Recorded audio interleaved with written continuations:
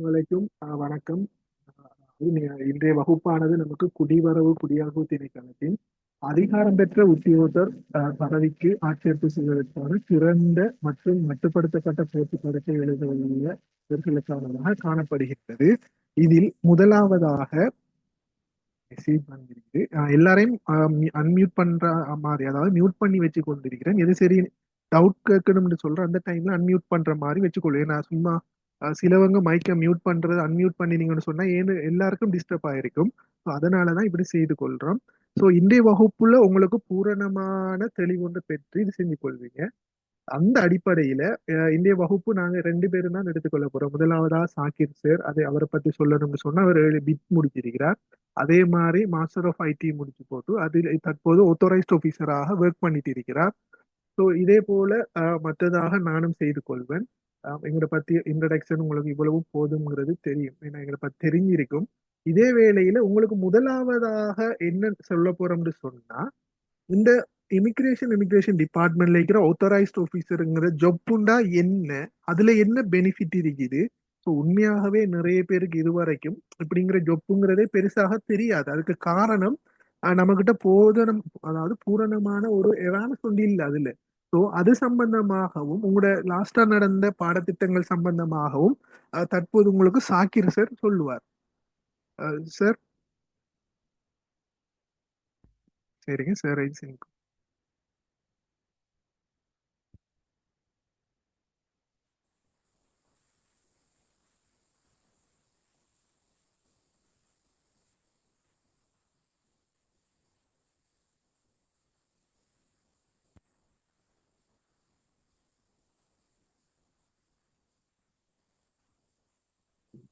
அஸ்ஸலாமு அலைக்கும், வணக்கம்.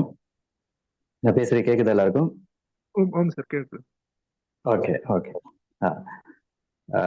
நாங்க இன்றைக்கு எல்லாரும் குடிவரவு குடியகல்வு திணைக்களத்துல அதிகாரம் பெற்ற உத்தியோகத்தர் என்ற பதவிக்கு போட்டி பரீட்சைக்கு அமர்வது சம்பந்தமா டிஸ்கஸ் பண்றதுக்கு கொண்டு கூடிக்கிறோம். சரி, முதலாவது என்ன பத்தி சொல்றேன்னு சொன்னா, நான் ஷாக்கிர், இப்ப இமிகிரேஷன் ஆஃபீஸரா பண்டார் நாயக் இன்டர்நேஷனல் ஏர்போர்ட்ல ஒர்க் பண்ணி கொண்டு இருக்கிறேன். சரி, இதுல இப்ப என்னது இதுக்கு முந்தைய எக்ஸாம் செஞ்சாக்களும் இதுல ஈக்கிறீங்களா? அப்படி சார் இருக்கிறாங்க. என்னன்னா சார் எல்லாரும் இருப்பாங்க. Okay okay okay. சரி சரி. இதுல அதிகாரம் பெற்ற உத்தியோகத்திலிருந்து முதலாவது சொல்லும் போதோ நான் இப்ப சொன்னேன், நான் இமிகிரேஷன் ஆஃபீஸரா ஒர்க் பண்ணி கொண்டிருக்கிறேன்னு சொல்லி. அப்ப இதுல ரெண்டு கேட்டகரிஸ் வருது. ஒன்று அதிகாரம் பெற்ற உத்தியோகத்தர், ஆத்தரைஸ்ட் ஆஃபீஸர்னும் வருது, இமிகிரேஷன் ஆஃபீஸர்னும் வருது. சரியா? உண்மையில சொல்ல போனா நானும் போன முறை எக்ஸாம் செய்யக்குள்ள எனக்கும் இந்த அதிகாரம் பெற்ற உத்தியோகத்தர் என்ன, யாரு இந்த ஜாப் என்னன்னு சொல்லி எனக்கும் தெரியாதான். எக்ஸாம் செஞ்சு முடிஞ்சு இன்டர்வியூக்கு போயிட்டு வந்து அப்பாயின்மெண்ட் கையில கிடைக்கும் வரைக்கும் இது என்னன்னு தெரியும் எனக்கு. ஏன்னா உண்மையிலேயே நான் அந்த சார் சொன்ன மாதிரி இதை பத்தின அவேர்னஸ் நல்லாவே குறைவா தான் நீஞ்சி. அப்ப இதுல அதிகாரம் பெற்ற உத்தியோகத்திலிருந்து கெசட் பண்ணி இதுல அப்பாயின்மெண்ட் எடுத்ததுக்கு பெரும்பாலும் நாங்க ஒர்க் பண்றது இமிகிரேஷன் ஆபீசர்ஸா. அது ஏன் அதிகாரம் பெற்ற உத்தியோகத்திலிருந்து இதுல யூஸ் பண்றாங்கன்னா, எங்க சர்வீஸ மெயினா எங்களை கண்ட்ரோல் பண்றதுக்கு ஒரு ஆக்ட் இருக்குது. அதுக்கு சொல்ற ஆகாமிகா விகாமிக பணர், குடி வருவோர் குடி அகழ்வோர் சம்பந்தமான ஆக்ட், இமிகிரண்ட் ஆக்ட் சொல்லி 1968ஆம் ஆண்டு உருவாக்கப்பட்ட ஆக்ட். அதுல மெயினா இந்த அதிகாரம் பெற்ற உத்தியோகத்தர் அவங்களோட டியூட்டிஸ் என்ன, அவங்க யாரு, அதுன்னு பத்தி அதுலதான் சொல்லப்பட்டது. அப்ப அதுல யூஸ் பண்ணின பேர் தான் இந்த அதிகாரம் பெற்ற உத்தியோகத்தர், ஆத்தரைஸ்ட் ஆபீசர். அப்ப ஆத்தரைஸ்ட் ஆபீசரா நாங்க ஏர்போர்ட்ல இல்லாட்டி போர்ட்ஸ்ல வேலை செய்யும் போது இமிகிரேஷன் ஆபீசர்ன்ற ப்ரொஃபஷன்ல ஒர்க் பண்றோம். உங்களுக்கு எல்லாரும் தெரிஞ்சிக்கும் இமிகிரேஷன் ஆபீசர்ஸ் தான் யாருன்னு சொல்லி. கிட்டத்தட்ட இமிகிரேஷன் ஆபீசர்ஸை விட கஸ்டம்ஸ் ஆபீசர் தான் நிறைய பேருக்கு தெரிஞ்சிக்கும். இப்ப கஸ்டம்ஸும் கிட்டத்தட்ட இமிகிரேஷனும் பேரலல் சர்வீஸ் தான். இப்ப ஃபாரின் கண்ட்ரிஸ் எடுத்துக்கொண்டா இப்ப யூஎஸ்ல எல்லாம் கஸ்டம்ஸ் அண்ட் பார்டர் கண்ட்ரோல், அப்ப அந்த border கண்ட்ரோலும் கஸ்டம்ஸும் அங்க ஒரே இதாயிக்கும். ஸ்ரீலங்கால வந்து நாங்க கஸ்டம்ஸ் வேற இமிகிரேஷன் வேற, அந்த border கண்ட்ரோல்ன்ற பார்ட்ட வந்து இமிகிரேஷன் ஆபீசர்ஸ் தான் நாங்க செஞ்சு கொண்டிருக்கிறோம். அதே மாதிரி தான் இப்ப ஆஸ்திரேலியா எல்லாம் எடுத்துக்கொண்டா அங்க border போலீஸ்.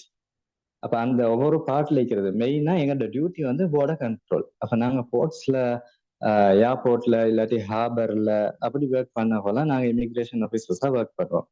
அது போக இந்த ஆத்தரைஸ்ட் ஆபீசரா அப்பாயின்மெண்ட் பண்றாக்களுக்கு எங்களோட இமிகிரேஷன் டிபார்ட்மெண்ட்லயும் சில டியூட்டிஸ் இருக்குது. அப்படி ஒர்க் பண்றாக்களும் நிக்கிறாங்க. ஹலோ சார், நான் பேசுறேன் கேக்குதா சார்? நோ சவுண்ட் சொல்லி செக் பண்றாங்க. ஸ்டூடெண்ட்ஸ் உங்களோட கொஞ்சம் ஒளிமை பாருங்க, உங்களோட கவரேஜ் கொஞ்சம் செக் பண்ணி கொள்ளுங்க. நான் இங்க கிளியரா இருக்கு தானே, நீங்க கொண்டு பண்ணுங்க.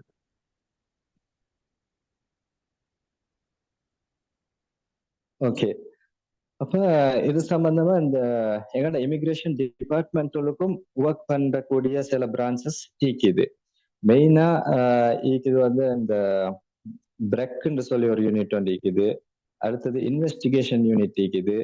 போர்ட்ஸ் பிரான்ச் ஒன்று ஈக்குது. இதுகள்லையும் எங்களோட இமிகிரேஷன் ஆஃபீஸர்ஸ் ஒர்க் பண்ணுவாங்க. அப்போ போர்ட்ஸ் பிரான்ச்னு சொல்ல போல போர்ட்ஸுக்கு வரக்கூடிய ஃபிளைட்ஸ், அடுத்து ஷிப்கள் சம்பந்தமான வேலைகள் செய்யக்கூடிய பிரான்ச் ஆயிக்கும். இன்வெஸ்டிகேஷன் சொல்லும் போது ஸ்ரீலங்கா உள்ளுக்கு வந்திக்கிற ஃபாரினர்ஸ் அவங்க விசா கேட்டகரிகளுக்கு அவங்களோட விசா வயலேட் பண்றாங்களா, இல்லாட்டி விசா எக்ஸ்டெண்ட் ஆகி ஓவர்ஸ்டே ஆகிக்கிறாங்களா, இல்லாட்டி அவங்க என்னென்ன வேலைகள் செய்யறாங்கன்ற இன்வெஸ்டிகேஷன் பண்ணக்கூடிய ஒரு பிரான்ச்சா இன்வெஸ்டிகேஷன் பிரான்ச் இருக்கும். பிரெக்ன்னு சொல்றது வந்து எங்களோட இமிகிரேஷன் ஆபீசர்ஸ் மட்டும் இல்ல, அதுக்கு சிஐடி, போலீஸ், கஸ்டம்ஸ் எல்லாரும் சேர்ந்து வேலை செய்யற ஒரு பிரான்ச் உண்டு பிரெக்ன்னு சொல்றது.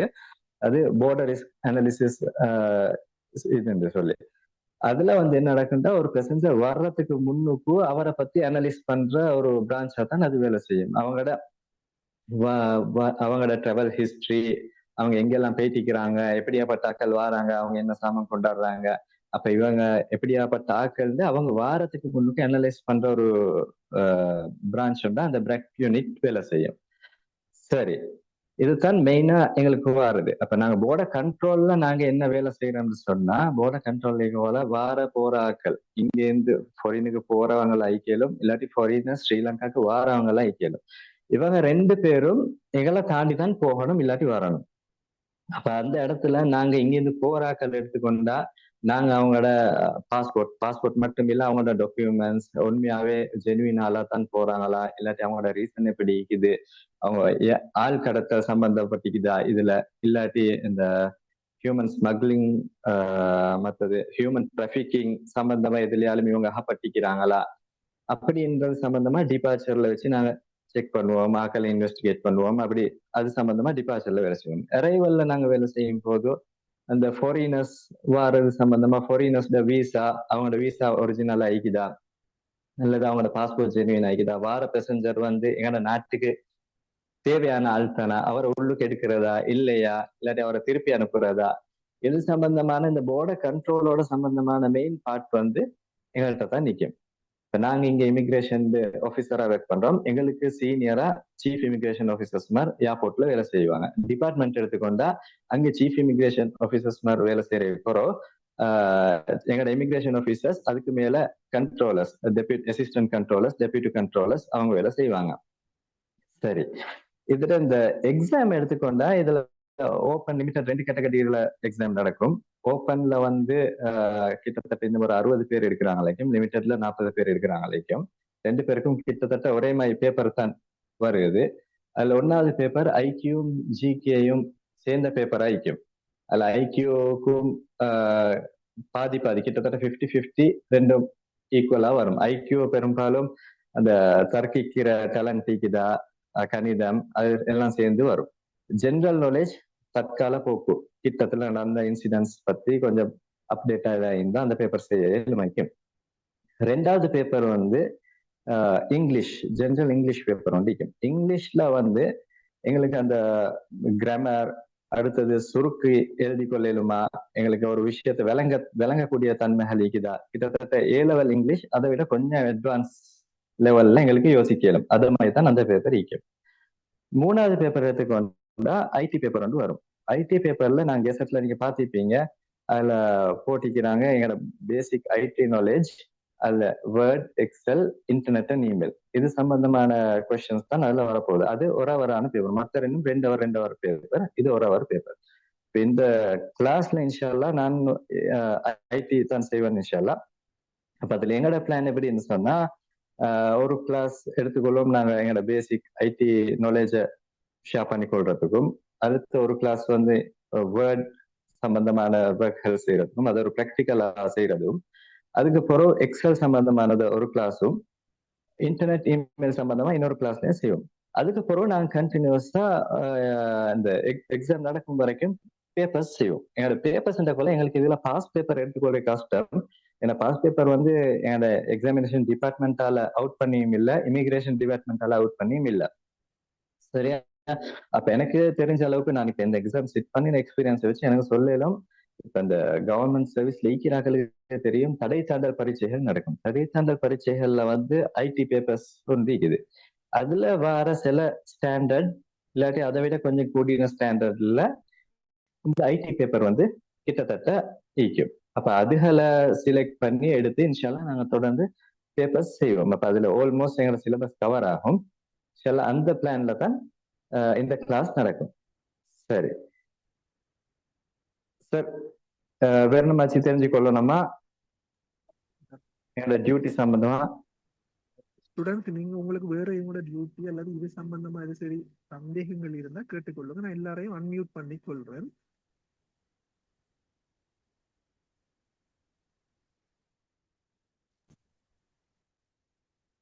Assalamualaikum sir, excuse me. Say the wake time எப்படி சார்? இதுல ஒர்க் டைம் வந்து எப்படித்தான், ஏர்போர்ட் வந்து 24 hours டியூட்டி செய்யற இடம் மட்டும் தானே. அப்ப ஏர்போர்ட்ல நீங்க வந்து ஒர்க் பண்றா, ஏர்போர்ட்ல வேலை செய்ய போல உங்களுக்கு ஒரு டே ஷிஃப்ட் இருக்கும். டே ஷிஃப்ட் வந்து காலையில 9 மணில இருந்து ஈவினிங் 5 மணி ஆகாச்சு. அதுக்கு பிறகு நெக்ஸ்ட் டே நைட் ஷிஃப்ட் இருக்கும்.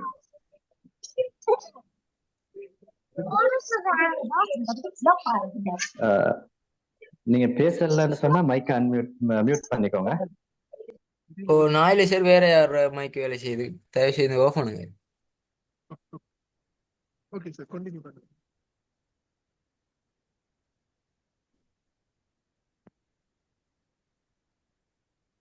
சரியா? அப்ப எங்களுக்கு டே ஷிஃப்ட் உண்டு, நைட் ஷிஃப்ட் உண்டு. அதுக்கு பிறகு 1 டே இல்லாட்டி 2 டே ஆஃப். அதுக்கு பிறகு திருப்பி அதே பேட்டர்ன்ல வரும். ஒவ்வொரு மாசம் முடியக்குள்ள அடுத்த மாசத்துல டியூட்டி ஷெட்யூல் எப்படின்னு வரும். அது போக எங்களுக்கு மெயின் வந்து பண்டார்நாயக் இன்டர்நேஷனல் ஏர்போர்ட் தானே. இப்போ மெயின் ஏர்போர்ட் அதுதான். அது இல்லாம எங்களுக்கு Jaffna airport, Hambantota Mattala airport, Hambantota harbour, Galle harbour, Colombo harbour, Trinco harbour, Norochcholai harbour, இதெல்லாம் வேலை செய்ய வேண்டி வரும். அப்ப அங்க வேலை செய்ய போல இப்ப கலம்பு ஹார்பர்னு சொன்னா ஒரு 24 hours டியூட்டி செய்ய வேண்டி வரும் கண்டினியூஸா. அதுக்கு பிறகு 1 டே இல்லாட்டி 2 டே ஆஃப்ல திருப்பி ஏர்போர்ட்டுக்கு வர வேண்டி வரும். ஜெஃப்னா ஏர்போர்ட் போனா தொடர்ந்து 10 நாள் டியூட்டி ஆயிக்கும். 10 நாளும் ஜெஃப்னால போய் நிக்க வேண்டி வரும், இல்லாட்டி ஹம்பந்தோட்டையில போய் நிக்க வேண்டி வரும், மத்தளையில நிக்க வேண்டி வரும். அப்ப அங்க நிக்க போல அந்த பிளைட் வார ஷெடியூலை பொறுத்து டியூட்டி நிக்கும். ஆனால் இன்ட்ரெஸ்டிங்கா இருக்கும் என்ன sir, life balance work life balance பண்றதுக்கும் சரியா இல்லாம அமையும் அது. நீங்க இப்ப ஒர்க் பண்ணி கொண்டிருக்கிற அளவுக்குறா? ஓஹோ சார். ஓகே, சாதாரண ஆபீஸ் ஒர்க்கை விட கொஞ்சம் டிஃபரெண்ட் தான் இதுல ஜாப் எல்லாம். தெரியாது சார், இப்ப ஆத்தரைஸ்ட் ஆபீசர் பத்தி தெரியாது, கஸ்டம்ஸ் ஆபீஸ் பத்தி தெரியும். இப்ப நீங்க சொல்றதை வச்சு பார்க்கல கஸ்டம்ஸ் ஆபீசர் மாதிரி தான் இது இருக்கும் விளங்குது. இப்ப ஏதாவது டைம்ல நானும் கஸ்டம் ஆபீஸுக்கு ட்ரை பண்ணேன், நல்ல இன்ட்ரெஸ்டா இருந்தது எனக்கும். அந்த யூனிஃபார்ம் போடுறது அப்படியே ஏர்ஃபோர்ஸ் மாதிரி அப்படி ஒரு இதுவும் அந்த மாதிரி தானே சார், யூனிஃபார்ம் எல்லாம் போட்டு அப்படி. இதுவும் யூனிஃபார்ம் தான், இதுவும் யூனிஃபார்ம், ஒயிட் யூனிஃபார்ம் வரும்.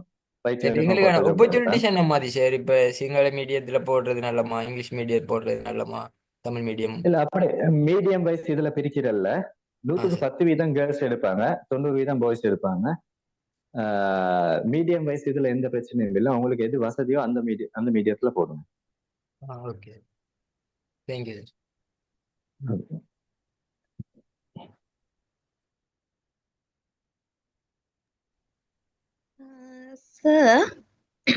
ஓகே.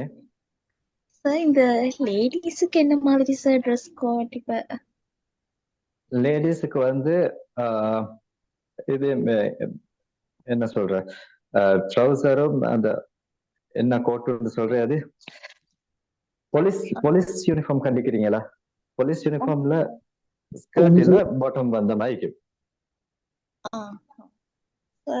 அந்த முஸ்லிம்ஸுக்கு அப்படின்னு சார் ஷோல் அதுவும் எங்களோட முஸ்லிம் லேடி ஆபீசர் ஒன்று இருக்கிறா, ஒரே ஒரு ஆள் இருக்கிறா, அவ ஷால் போட்டு தான் வருவா. அது இஷ்யூ வந்து இல்ல. சார் இந்த அடுத்தது சார் இப்ப பொதுவாக நாங்க அந்த ஜாப்ஸ் நாங்க அப்ளை பண்ணிட்டோம், அதுல அந்த எங்களுக்கு கிடைக்கிற ஆப்பர்ச்சுனிட்டிஸ் என்ன, பெனிஃபிட்ஸ் என்னன்னு அது மாதிரி தெரியாதால சார் கேட்கிறேன். இப்போ ஆத்தரைஸ்ட் ஆபீசர் ஆளுக்கு சார் அந்த கொஞ்சம் பெனிஃபிட்ஸ் கொஞ்சம் எப்படியான பெனிஃபிட்ஸ் நீங்க கேக்குறீங்க? அடுத்த கட்டத்துக்கு போறலாமா சார்? இப்போ ஆத்தரைஸ்ட் ஆபீசராவே ஆத்தரைஸ்ட் ஆபீசர்னு சொல்ல போல இதுல வந்து எங்களுக்கு இப்ப என்ன சேவா விவஸ்தா வந்து இல்ல, சரியா? சர்வீஸ் மினிட் ஒன்று இன்னும் இல்ல, அதை ட்ரை பண்ணி கொண்டு இருக்கிறாங்க யூனியனால. எங்களுக்கு வந்து இந்த பந்தவாகியம் பாட்டி வந்து தான் நிக்குது, சரியா? அதுக்கு தெரியுமா பந்தவாகியம் பாட்டின்னு சொன்னா? ஆட்சேர்ப்பு திட்டம்.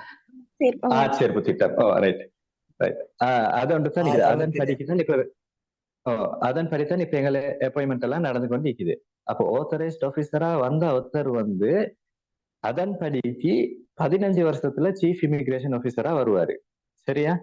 அதுக்கு பிறகு சீஃப் இமிகிரேஷன் ஆகிக்கிற ஆபீசர் வந்து டெபியூட்டி அசிஸ்டன்ட் கண்ட்ரோலரா வேகன்சி சீக்கிரத்தை பொறுத்து அடுத்தடுத்த ஸ்டேஜுக்கு போவாங்க. இப்ப இவ்வளவு நாளும் அதுல இந்த பிரச்சனை வந்து அதற்கு ஆர்டர் வந்து நல்லா குறைவா தான் இருந்துச்சு, சரியா? இப்ப யூனியனால ஃபைட் பண்ணி அதை செஞ்சு கொண்டிருக்கிறாங்க. இன்ஷா அல்லாஹ் அது ஃபியூச்சர்ல சரி வந்துச்சுன்னா அதுக்குரிய கார்டர் வந்து கூடும். அப்ப அடுத்தடுத்த ஸ்டேஜுக்கு டக்குன்னு போகலுமா ஈக்கும். இப்போது நிலைமை படிக்கு 15 வருஷத்துக்கு பிறகு சீஃப் இமிகிரேஷன் ஆபீசரா போறது நம்ம தான் நிக்குது. இதுக்கு செலக்ட் ஆகிற நேரம் என்ன குவாலிஃபிகேஷன் சார் வச்சிருந்தீங்க? எக்ஸ்ட்ரா குவாலிஃபிகேஷன் எதுவும் சார்? எக்ஸ்ட்ரா குவாலிஃபிகேஷன் எது இருந்தாலும் கெஸ்ட்ல இருக்கிற குவாலிஃபிகேஷன் உங்களுக்கு இருந்துச்சுன்னா அவங்க சேர்த்துக் கொள்வாங்க. எக்ஸ்ட்ரா குவாலிஃபிகேஷன் இன்டர்வியூல 25 மார்க்ஸ் அதுக்கு அலோகேட் பண்ணியிருந்தாங்களே சார், ஸ்போர்ட்ஸ் அப்படின்னு சொல்லி, அது எங்களை எஃபெக்ட் பண்ணி? அது கஸ்டம்ஸ்ல கிளியர் பண்ணி விடுறேன் சார். நான் பின்னுக்கு அவங்களுக்கு போட்டிருக்கிறேன். உங்களுக்கு இப்ப என்ன உங்களோட ஆபீஸ் உள்நாட்டுக்குள்ள மட்டும்தானா வேலை சார்? வெளிநாட்டுலயும் செய்யக்கூடிய வாய்ப்புகள் இருக்கா சார் இதுல? வெளிநாட்டுல வேலை செய்ய வாய்ப்புகள் கேட்டு, அதுவும் இப்ப எங்களோட சர்வீஸ் மினிட் மாதிரி யூனியனால ஃபைட் பண்ணி கொண்டிருக்கிறாங்க. வெளிநாட்டு எம்பசிஸோட என்னோட இமிகிரேஷன் ஆஃபீஸர் ஜாயின் ஆகி வேலை செய்யறது. ஏர்போர்ட்ல இன்னொரு யூனிட் வந்து இருக்குது, இந்த பிஎஸ்சி சொல்லி போர்டர் சர்வேலன்ஸ் யூனிட், சரியா? அதுவும் இமிகிரேஷன் ஆஃபீஸர் அதுலயே ஒர்க் பண்றேன். அவங்களுக்கு நியாயமான எம்பசிஸோட வேலை செய்யற சான்சஸ் கிடைக்குது. ஏன்னா அவங்க அந்த விசா, பாஸ்போர்ட் அது சம்பந்தமா செக் பண்றதுக்கு கொஞ்சம் அட்வான்ஸா ட்ரெயின் பண்ணப்பட்ட ஆக்கள். அப்ப அந்த யூனிட்க்கு மாதிரி அப்படி போனீங்க சும்மா கேக்குறேன் சார். அப்ப இதுல இருந்து கேட்கலாம். 10 வருஷத்துக்கு பிறகு அந்த ப்ரொமோஷன் எடுத்து அப்படி அப்படி போறது சார்? இல்ல, அவங்க ப்ரொமோஷன் எடுத்துட்டு போனாக்கள் இல்ல, அவங்களும் இதே பெறல இமிகிரேஷன் ஆபீசர்ஸ் எங்களுடைய சர்வீஸ் லெவல்ல தான் நிற்பாங்க. இப்ப எப்படி தானே ஜாபுக்கு வந்தோடனே சில ஆக்கள் இந்த யூனிட்டுக்கு போக விருப்பம், அந்த யூனிட்டுக்கு போக விருப்பம் அப்படின்னு கேட்பாங்களே, அப்படியே வந்து கேட்டு அந்த யூனிட் வந்து இது அப்படி அவங்க எக்ஸ்ட்ராவா 10 வருஷத்துக்கு புறம் வந்த அப்படி எல்லாம் இல்ல, எங்களுடைய பெறல தானே அவங்களுக்கு. இப்ப அதோட சார் நீங்க சொன்னீங்க அந்த ஷிஃப்ட், அந்த அதாவது இப்ப மத்தலையில ஒரு லேடி இந்த வகையில சார் இப்ப அப்படி போனீங்களுக்கு அங்க என்ன மாதிரி அக்கமடேஷன் அப்படி இருக்குதா? அந்த லேடிஸுக்கு இவ்வளவு நாளும் மத்தல ஜப்னா வந்து போடல, சரியா? கலபு ஹாபரும் அவங்களுக்கு இன்னும் போடல. ஆனா லேடிஸ் வந்து இன்ட்ரெஸ்ட் ஆகிக்கிறாங்க அங்க போறதுக்கு.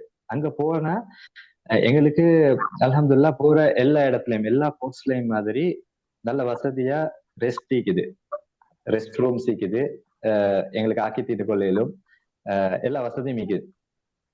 அதுல பிரச்சனை ஒன்றும் இல்லை. ஆனா இது வரைக்கும் ஜெஃப்னா மத்தலைக்கு வந்து லேடிஸ் ஆபீஸ்ல போகல. அவங்க கேட்டு கொண்டிக்கிறாங்க போறதுக்கு. அப்ப செலக்ட் ஆகி எனக்கு மத்தளைக்கு முதல்ல போகலாம் சொல்லுங்க. விலங்கல எப்படி ஹம்பான் தொட்டேன். அப்ப அந்த ஓ மத்தள பக்கத்துல ஓ தானே. ஓ மத்தள பக்கம்னு சொன்னா இப்படித்தான் ஸ்டார்ட்லயே மத்தள தர மாட்டாங்க.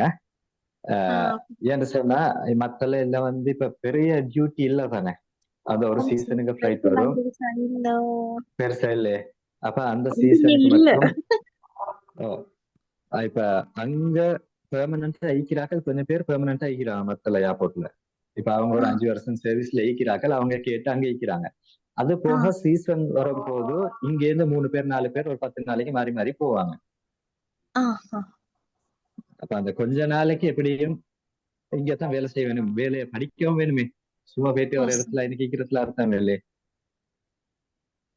சேலரி என்ன சேலரி கோட் என்ன மாதிரி சேலரி அலவன்ஸ் அப்படி எதுவும் இருக்குது? சேலரி அலவன்ஸ் இருக்குது MN5 சேலரி கேட்டகரியில தான் வரும். இப்ப அந்த கூட்டின பேசிக் எல்லாம் கூட்டினாலே அது படிக்க இப்ப நீங்க ஸ்டார்ட்ல வாராக்களுக்கு 52,000 பேசிக் வரும். அதோட எங்களோட பேசிக் இதுக்கு முந்தி இந்த பேசிக் தான் 50% அலவன்ஸ் வந்துச்சு எங்களுக்கு. அப்ப அந்த 50% அலவன்ஸ் வந்து இப்ப புது பேசிக் தான் 50% கிடைக்காது. அது நாங்க சேலரி கமிஷனுக்கு போட்டு புது அப்ரூவல் எடுக்கணும், புதிய ஒரு ஸ்கேல் வந்துட்டு. இது கிட்டத்தட்ட நான் நினைக்கிறேன் இப்ப ஸ்டார்ட்ல எங்களோட பேசிக்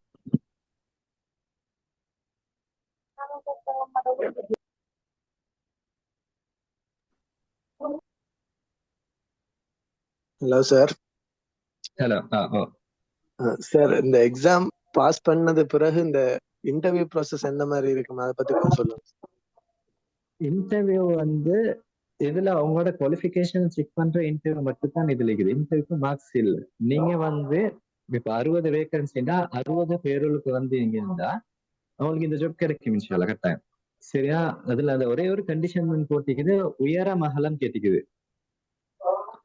உயரம் 5 அடி 5 ஐக்கும் ஜென்ஸ், 5 3 லேடிஸ் ஐக்கும். அந்த இது ஈக்கணும்.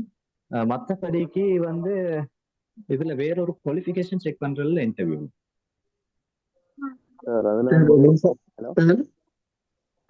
சார் என்ன சொன்னா இந்த எக்ஸாமுக்கு ஹலோ சொல்லுங்க சார். இந்த எக்ஸாமுக்கு போகல சார், இந்த ஹைட் வெயிட் எல்லாம் கேட்டவே தானே சார்? அதெல்லாம் பார்த்து ஓகே பண்ணி தான் எக்ஸாமுக்கு வருமா இல்லாட்டிக்கு? இல்ல எக்ஸாமுக்கு எல்லாருக்கும் வரும். எக்ஸாம் அப்ளை பண்ண எல்லாருக்கும் வரும். சரி ஓகே சார். ஓகே வந்துதான் பேருந்தா அதுல தான்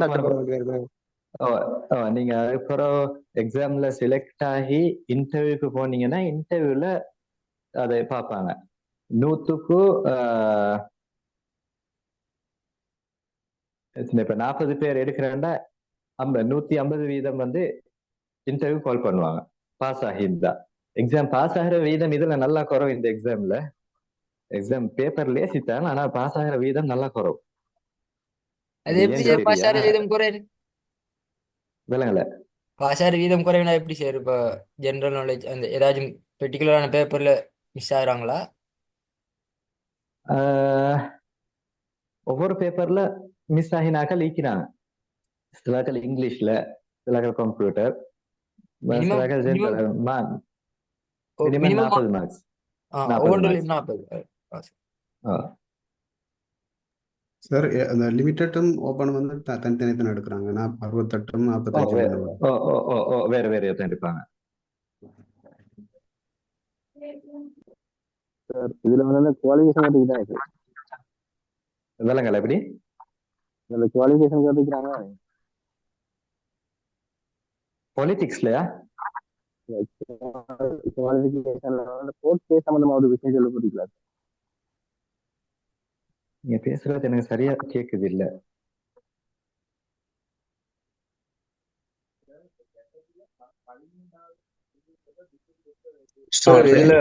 ட்ரைனிங்கள் ஆர்மி ட்ரைனிங் அப்படி எதுவும் இருக்குமா?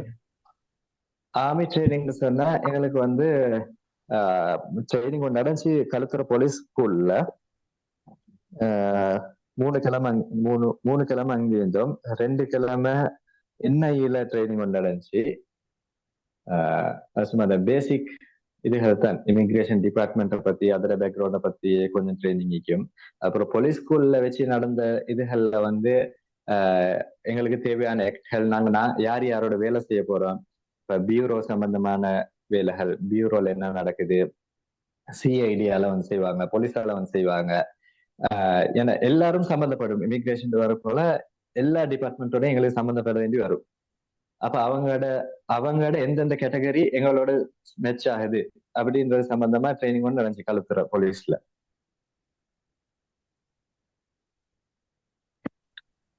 இமிகிரேஷன் ஆபீசர் சொல்றது வந்து சில இடங்கள்ல அந்த சாம நிலதாரி அந்த போலீஸ் டபல தலையில வேலை செய்ய வேண்டி வரும்.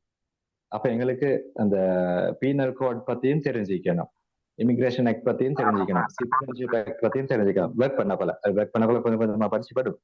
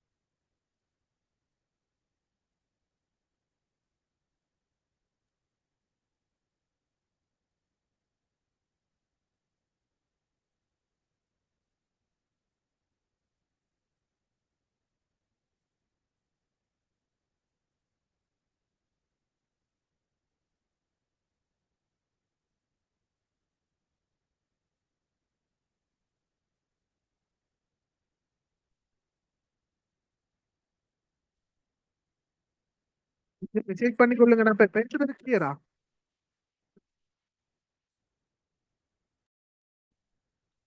ஓகே, இப்ப விளங்குது தானே? ஓகே, அதாவது ஓகே, இப்ப நான் ஓகே, இப்ப விளங்குது தானே பிள்ளையா?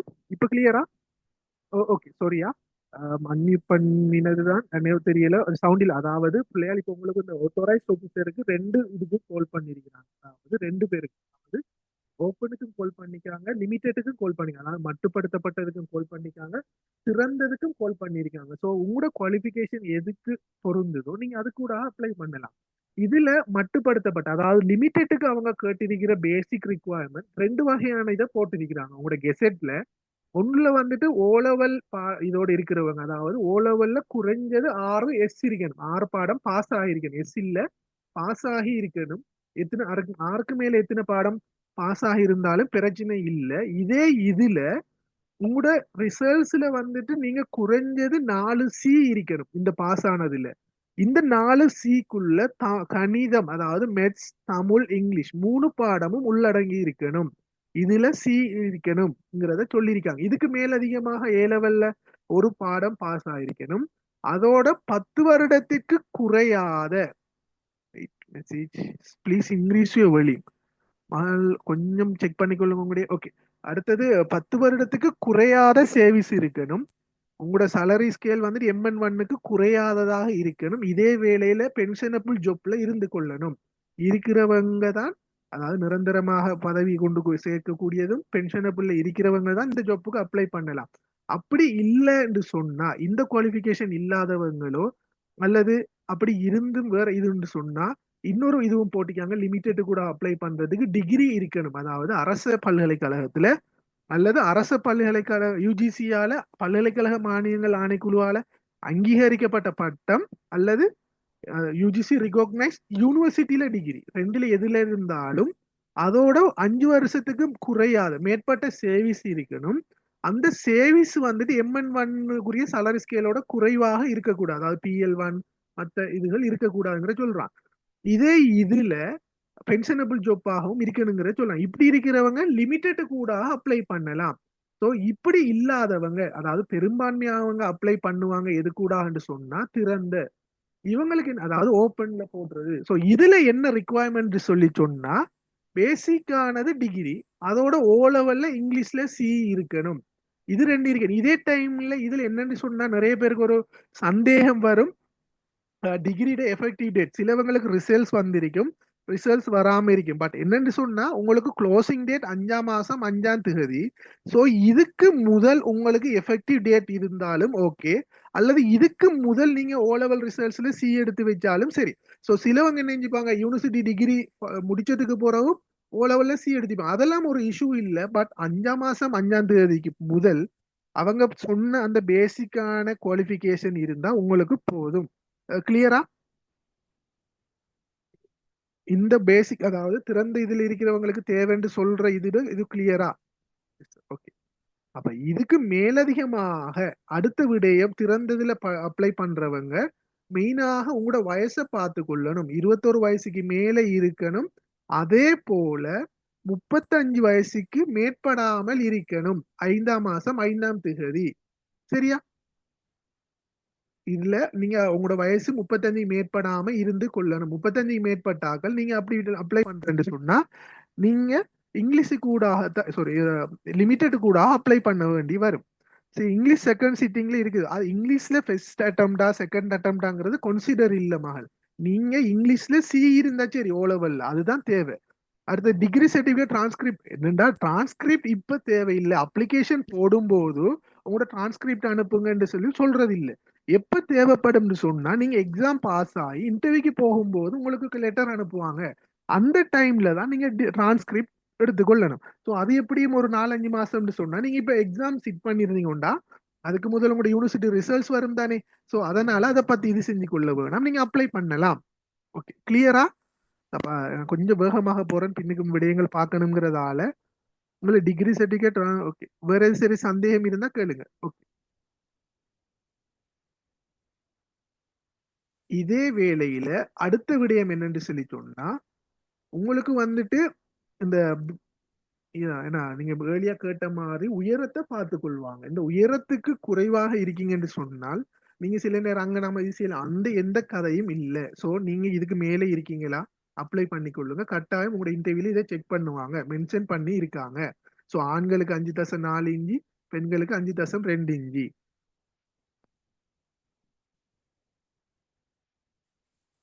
இவ்வளவுதான் உங்களுக்கு பிரதானமாக உங்களோட குவாலிஃபிகேஷன்ல கேட்டிருக்கிறது. அப்ளிகேஷன் நான் போடுறது அதாவது அப்ளிகேஷன் ஹார்ட் காப்பி எல்லாம் நீங்க அனுப்ப தேவையில்லை. நீங்க ஒரு சேவன் அதாவது ஒர்க் பண்ணிட்டு இது கூட அனுப்புறீங்கன்னு சொன்னா அதோட ஒரு காப்பி ஒன்று உங்களோட பர்சனல் ஃபைலுக்கு போடணும். இப்ப நீங்க ஓப்பன் கேட்டகரியில போடுறீங்கன்னு சொன்னா ஒரு இஷ்யூ ஒன்றும் இல்லை, நீங்க சும்மா போட்டுக்கொள்ளலாம். சரிதானே? அதோடைய பிரிண்ட் பண்ணி அனுப்பணுமா அப்படி எல்லாம் இல்லை. சரியா? இப்போ உங்களோட வெற்றிடங்களை பார்க்க கொள்ள திறந்ததுல 68, மட்டுப்படுத்தப்பட்டதுல 45 இருக்குது. ஸோ லாஸ்ட் இயர் இதோட குறைவாகத்தான் கோல் பண்ணியிருந்தாங்க. இந்த முறை நல்ல கார்டர் ஒன்று இருக்குது. ஸோ உங்களுக்கு சான்ஸ் ஒன்று இருக்கிற நிறைய உண்மையாகவே தற்போதைய கவர்மெண்ட் பாலிசியின் பிரகாரம் முன்னைய மாதிரி அள்ளி வேலையை கொடுக்குற இது ஒன்று இல்லை. ஏதோ ஒரு போட்டி பரீட்சையோ அல்லது ஏதோ ஒரு முறையான ப்ரொசீஜர்ல தான் கொடுப்பேன்னு சொல்லியிருக்காங்க. ஸோ அதுக்கு ஏற்ற மாதிரி படிச்சு கொள்ளுங்க பிள்ளையால். Okay, message. இந்த எக்ஸாம் எங்க நடக்கும் சார்? இல்ல இல்ல, நீங்க சூஸ் பண்ற ஏரியாவில் நடந்து கொள்ளாது, கொழும்புல தான் நடக்கும். அடுத்தது உங்களோட சம்பள அளவு திட்டம். இதுதான் அந்த லாஸ்ட் அவன் சேர் சொல்லியிருந்தார். இதுல என்னன்னு சொல்லி சொன்னா புதுசாக 2025ஆம் ஆண்டு திருத்தப்பட்டதுக்கு அடிப்படையில நானும் சில குரூப்ல பார்த்திருந்தேன். சம்பள அளவு திட்டம் 1,10,000 ரூபான்னு போடுறாங்க. இது உங்களோட பேசிக் இல்ல பிள்ளையால்.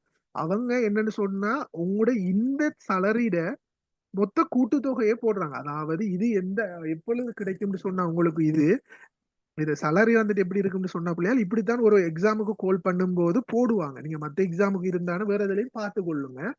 இதுல முதல் 10 வருடத்துக்கு உங்களுக்கு 1190 ரூபா. அதாவது நீங்க இப்ப முதலாவது வருஷம் ஜாயின் பண்ணா உங்களுக்கு இந்த 58,600 ரூபா salary பேசிக்ங்கிறது கிடைக்கும். இதுக்கு மேலதிகமாக அரசால அனுமதிக்கப்பட்ட மேலதிக கொடுப்பனவுகள் வரும். அதாவது 17,800 ரூபா ஒவ்வொரு சேவிஸ்லயும் வெவ்வேறு கொடுப்பனவுகள் இருக்கு.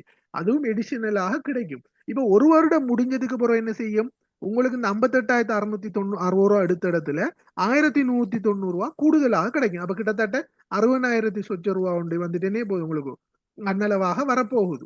அந்த செலவு வேற அடுத்த வருஷம் என்னையும் அதோட இன்னும் 1,190 ரூபா கூடி வரும். அப்படி 10 வருடத்துக்கும் திரும்ப 11 வருடத்துக்கு 1,360 ரூபாவும் 15 வருடத்துக்கும் 1,660 ரூபாவும் வரும். ஒரு ஆள் கிட்டத்தட்ட 36வது வருஷம் வேலை செய்தா தான் இந்த 1,10,10,570 ரூபா பேசிக்காக கிடைக்கும். பட் இது உங்களுடைய ஆரம்ப சம்பளம் இல்லை.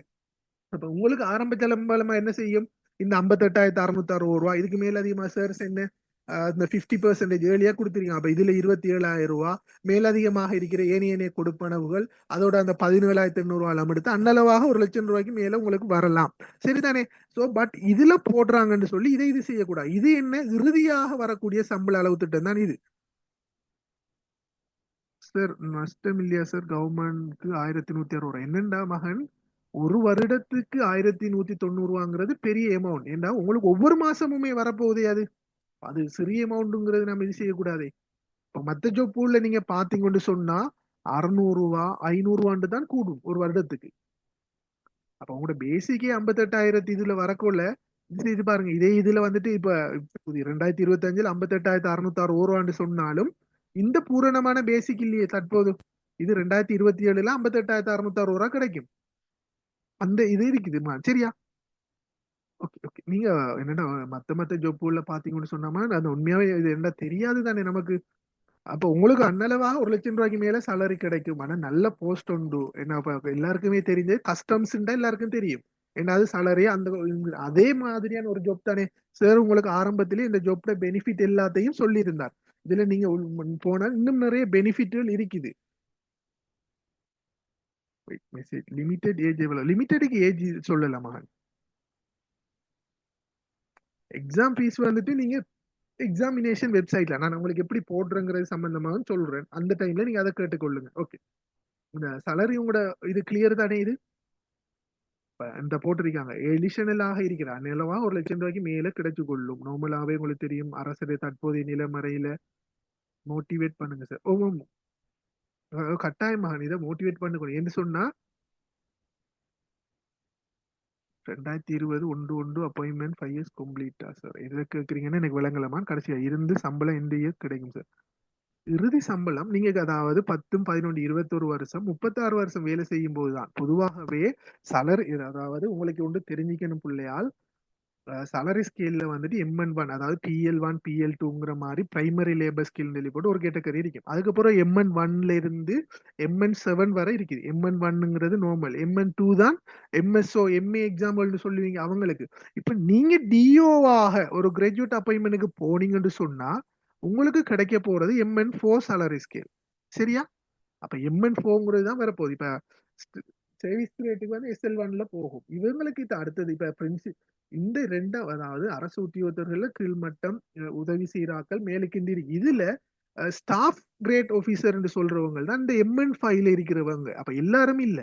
இப்ப நீங்க ஒரு எலெக்ஷன் டியூட்டிக்கு போறேன்னு சொன்னாலும் நீங்க வேலைக்கு வந்தா அது சம்பந்தமாக நிறைய நாலேஜ் பெற்றுக்கொள்வீங்க. ஸோ இப்ப கஸ்டம்ஸ் salary scale இதுதான். இதுல customs assistant superintendent of custom இருக்குது நான் சொல்றது. அதாவது டிகிரியோட எழுதுற கஸ்டம்ஸுக்குரிய ஒர்க் அதுக்குரிய salary ஸ்கேலும் இந்த salary ஸ்கேல் தான், MN5 தான். அப்ப இதே மாதிரி தான் இருக்கும். பட் அங்க உள்ளுக்கு இருக்கிற salariகள் வேற இருக்குமே sir. Open O level English மட்டுமா பார்ப்பாங்க? ஓமம் ஓப்பன்ல ஓ லெவல் மட்டும்தான் பார்ப்பாங்க மால். Okay okay. டிகிரி என்ன sir? My appointment date is I have degree and ready to apply limited. Can I apply? அது பிரச்சனை இல்லைமா. டிகிரி 5 வருஷம் எக்ஸ்பீரியன்ஸ் முடிஞ்சதுக்கு போறோம் இல்ல. 5 வருஷம் எக்ஸ்பீரியன்ஸும் இருக்கேன்னா டிகிரியும் இருந்தா ஓகே நீங்க அப்ளை பண்ணலாம். ஆனா ஓகே சார், நான் ஆல்ரெடி 3 இயர்ஸ் எக்ஸ்பீரியன்ஸ், பட் ஓப்பன்ல தான் போட போறேன். நானும் பர்சனல் ஃபைல்ல போட்டு சைன் பண்றதா. நீங்க அதை எப்படி எடுத்தாலுமே ஓப்பன் கேட்டகரிக்கு அது ஒரு இஷ்யூ ஒண்டி இல்ல. டிகிரி முடியுமோ, எக்ஸாம் எழுதலாமா, எழுதுறது முடியுமா என்ன நீங்க கேட்டீங்கமான்னு விளங்கல. கேஸ் நம்ம லாஸ்டா கேட்டுக்கொள்வோம். ஸோ இந்த இது விளங்கிட்டு தானே salary ஸ்கேல்ல சம்பந்தமான. ஸோ கஸ்டம்ஸ்டையும் MN5 தான் வச்சிருக்கிறாங்க. இதுவும் MN5ல தான் இருக்கு. இப்ப நீங்க நார்மலாவே கிராஜுவேட் ஒரு ஆள் அப்பாயின்மெண்ட் MN4, பட் நீங்க பார்த்த உடனே சின்னதுன்னு நினைச்சுக்க கூடாது. அப்ப இதோட குறைவான பேசிக் தான் ஒரு டெவலப்மெண்ட் ஆஃபீஸர் அந்த இதுல இருக்கிறவங்க எடுத்துக்கொள்றாங்க. சரிதானே? அப்ப இது உங்களோட பேசிக்காக இருந்தாலும் மேலதிகான அலவான்ஸ்கள் இருக்குது. இப்ப நார்மலாகவே உங்களுக்கு இந்த இன்சென்டிவ் இருக்குது, நிறைய இன்சென்டிவ் இதுல இருக்குது. உங்களுக்கு இந்த உங்களோட பெர்சன்டேஜாக எடிஷனலா இன்சென்டிவ் ஒன்று தருவாங்க. அப்ப அது வரும்போது இதே டைம்ல உங்களுக்கு இருக்கும்போது உங்களுக்கு தங்குமிடம் எல்லாம் தாராங்க தானே. அப்ப அதனால உங்களுக்கு செலவு ஒன்று இல்லையே. எல்லா ஜொப்புக்கும் அந்த ஃபெசிலிட்டிஸ் இல்லை. உங்களுக்கு இந்த ஜொப்பை நான் ஈஸியாக விளங்கப்படுத்துறேன்னு சொன்னா, நமக்கு தெரியும் இந்த இலங்கையில ஒரு கிரிசிஸ் ஒன்று ஏற்பட்டுச்சு. இந்த கிரிசிஸ் ஏற்பட்ட காலத்துல இலங்கட முன்னாள் ஜனாதிபதியாக இருந்தவர் ஃபர்ஸ்ட்டுக்கு ஏர்போர்ட்டு கூடாகத்தான் வெளிநாடு மாலத்தீவுக்கு போறதுக்கு வந்தார். அந்த டைம்ல ஒரு ஒத்தோரைஸ்ட் ஆபீசர் தான் வந்துட்டு இவரை இலங்கையை விட்டு போறதுக்கு அனுமதிக்கல. அப்ப இந்த ஒத்தோரைஸ்ட் ஆபீசர்ட எந்த அனுமதியும் இல்லாம யாருமே நாட்டை விட்டு போக இயலாது. அப்ப யோசிச்சு பாருங்க, ஒரு ஜனாதிபதியே தடுத்திருக்காருன்னு சொன்னா இந்த ஜொப்போட பவரை நீங்க விளங்கி கொள்ளுங்க. அவ்வளவுதான் உங்களுக்கு சிம்பிளாக விளங்கப்படுத்திருக்கு. கிளியரா எல்லாருக்கும் இப்ப நினைவு வரும் நினைக்கிறேன். என்ன கோத்தபாய ராஜபக்ச ஜனாதிபதியாக இருந்த இந்த கிரிசிஸ் டைம்ல இலங்கையை விட்டு வெளியேற ஃபெஸ்ட்டுக்கு யாப்பட்டு கூட போன இடத்துல ஒரு குடியாழ்வு அதிகாரி ஒருத்தர் தான் நித்தாட்டினான் என்று சொல்லுவாங்க. அவர் தான் அந்த ஜொப்புக்கு தான் இப்ப கால் பண்ணிக்கிறது. ஸோ பொதுவாகவே எமிகிரேஷன் ஆஃபீஸர் சொல்லுவாங்க. பட் அதை ஒத்தோரைஸ்ட் ஆஃபீஸர் சார் உங்களுக்கு ஆரம்பத்திலே எக்ஸ்பிளைன் பண்ணியிருந்தார் அதுக்குரிய இதே டைம்ல இப்ப புதுசாக இது செஞ்சதுல அவங்களோட சேவிஸ் மினிட்டையும் வந்துட்டு திருத்துறதுக்கான நடவடிக்கைகள் மேற்கொள்ளப்படுது. இதே வேளையில எதிர்காலத்துல அது எப்படியும் கிடைச்சு கொள்ளும். அவங்க முக்கியமான ஒரு ஜாப் தானே. ஸோ இதை SL1 கிரேட்டுக்கு மாத்துறதுக்கான நடவடிக்கைகள் மேற்கொள்ளப்பட்டு முடிவடைந்த கட்டத்துல உள்ளது. பெரும்பாலும் நீங்க அப்பாயின்மெண்ட் கிடைக்கும் போது உங்களுக்கு SL1க்குரிய salary ஸ்கேலுக்கு நீங்க அப்பாயின்மெண்ட் எடுத்துக்கொள்றதுக்கான வாய்ப்புகள் இருக்கிற மாதிரி சொல்லப்பட்டு சரிதானே. அப்ப இதுகள் தான் இதுல இருக்கிற பெனிஃபிட். இதுக்கு மேலதிகமாக நீங்க இப்ப பரீட்சையை மொழியை பார்க்கும் போது அதே டைம்ல தமிழ் கெசெட் வந்து கொள்ளல. ஸோ கெசெட் 4ஆம் மாசம் 4ஆம் தேதி கெசெட் தான் இதுலதான் இதை பத்தி போட்டிருந்தது. மேலதிகமான நல்ல நாலேஜ் தேவை நான் சொல்றதோட சொன்னா நீங்க இந்த கெசெட் எடுத்து பார்த்து கொள்ளுங்க. இதே வேளையில இந்த பரீட்சை அதாவது எக்ஸாம் சிட் பண்ண போகக்கூட்டாலும் உங்களோட மொழி என்னங்கிறது சம்பந்தமாக ஒரு பிரச்சனை ஒன்று இருக்குது. அதாவது நீங்க எக்ஸாம் இலங்கட தேசிய மொழி அதாவது 3 லாங்குவேஜ்லயும் நடக்கும், சிங்களம், தமிழ், இங்கிலீஷ். ஸோ நீங்க விரும்பின லாங்குவேஜ்ல எழுதலாம். இதுக்கு மேலதிகமாக இல்லைன்னு சொன்னா நீங்க ஏதாவது டிகிரி ஒன்ற வேற லாங்குவேஜ்ல உங்களோட இதுல பெரும்பான்மையான முடிச்சிருந்தா அந்த மொழியிலையும் பரீட்சை எழுதுறதுக்கான ஏற்பாடுகள் கொண்டு காணப்படுது. கிளியரா? ஸோ இப்ப நீங்க விரும்பிய லாங்குவேஜ்லயும் செய்யலாம். ஸோ இங்கிலீஷ்ல எக்ஸாம் நடக்குமா, தமிழ் இது நடக்குமாங்கிற உங்களுக்கு பிரச்சனை இல்லை. நீங்க 3 லாங்குவேஜ்லயும் போட்டு எழுதி கொள்ளலாம். டிகிரியில நான் இங்கிலீஷ்ல செஞ்சுட்டு நான் இங்கிலீஷ்ல எழுதணுமாங்கிற ஒரு பிரச்சனை இல்ல. கிளியரா? Excuse me sir.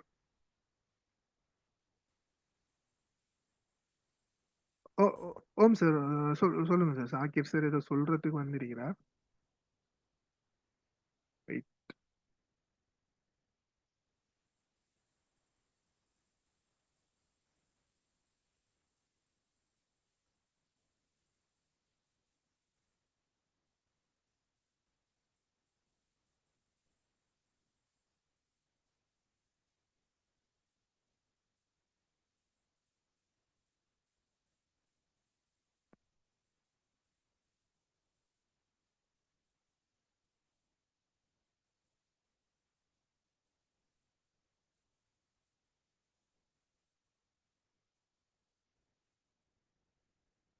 சார் சொல்லுங்க சார்.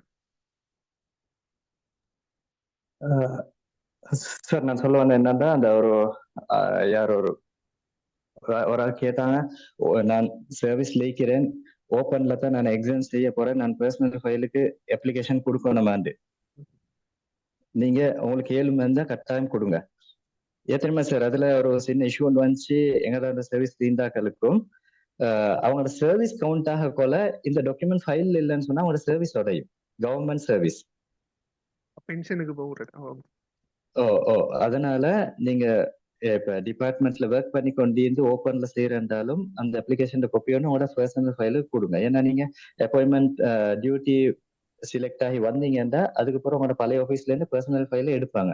ஏன்னா உங்களோட சர்வீஸ் கவர்மெண்ட் சர்வீஸ் வந்து கவுண்ட் ஆகணும் என்றதால. சரி சார், அதான் சொல்லுங்க sir. Okay sir, thank you sir.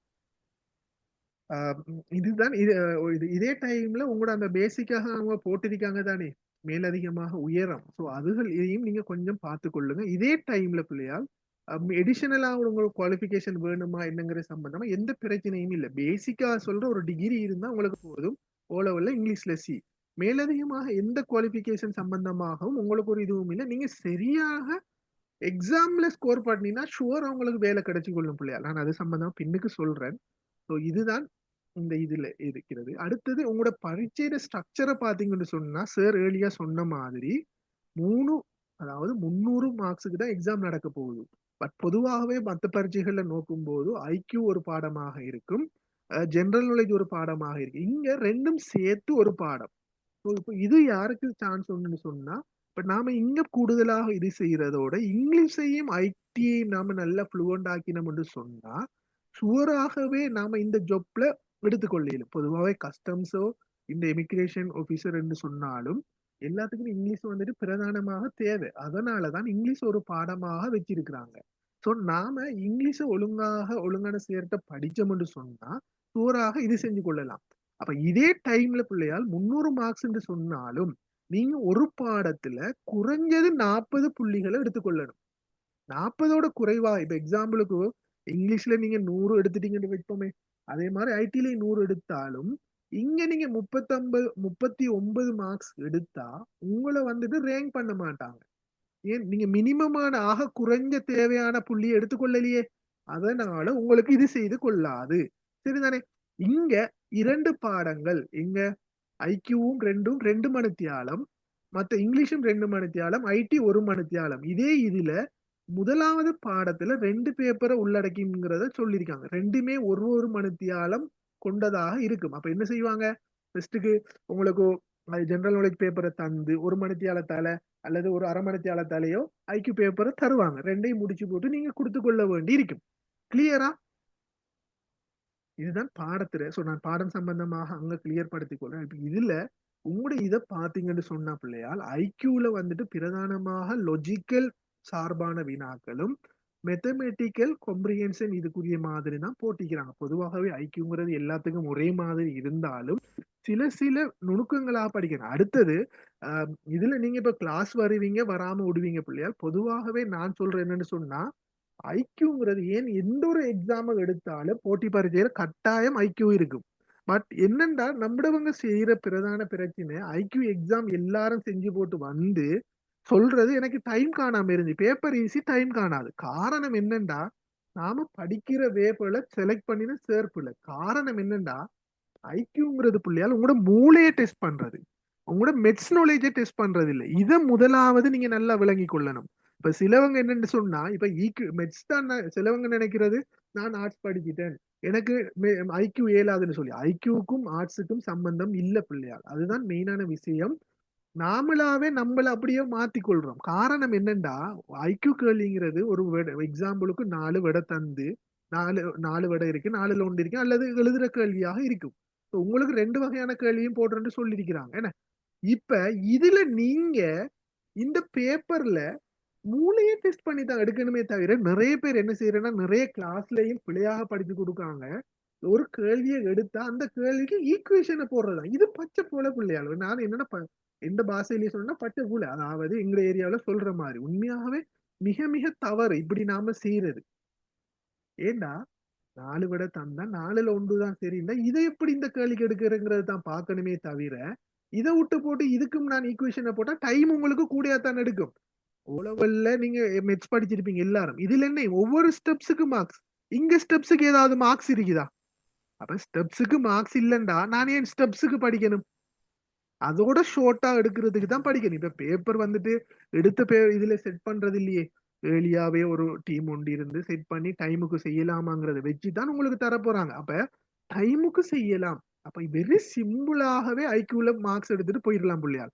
இதுக்கு நீங்க பிராக்டிஸ் எடுத்துக்கொள்ளுங்க. அதே டைம்ல ஆல்ரெடி கவர்மெண்ட்ல ஒர்க் பண்றவங்க எப்படி அப்ளை பண்றேன் நான் அப்ளை பண்றேன் சொல்றேன். அடுத்தது நான் இன்னும் வரலையே ஜெனரல் நாலேஜுக்கு படிச்சிருக்கும் போது அது சம்பந்தமானதை இது செஞ்சு கொள்ளுங்க பிள்ளையார். ஸோ அப்ப ஐக்யூங்கிறதுக்கு நீங்க இப்ப எனக்கு கிளாஸ் வந்தாலும் பிள்ளையார் வரலாலும் ஒரு சார் உங்களுக்கு ஈக்குவேஷன் சொன்னாருண்டா அந்த சார்ட்ட கேளுங்க, சார் இது ஏன் ஈக்குவேஷனை சொல்றீங்க, ஈக்குவேஷன் இல்லாம ஷோர்ட்டா எப்படி எடுக்கிறேங்கிற. இன்னும் கொஞ்சம் பேர் ஷோர்ட்டுன்னு சொல்லி போட்டு அதுக்கும் என்ன செய்வாங்கன்னு சொன்னா ஏ தரபி ஏ சஹபி இப்படி பெருக்கி பிரிக்கி இது எல்லாத்தையும் நாம நினைவு வச்சுட்டு எக்ஸாமுக்கு போறது அது இல்ல பிள்ளையால். ஐக்யூங்கிறது வெரி சிம்பிளாக எடுத்துக்கொள்ளும். ஸோ அது சார்பாகத்தான் உங்களுக்கு கிளாஸ்ல படிச்சு தரேன். என்கிட்ட வந்தவங்களுக்கும் தெரியும்.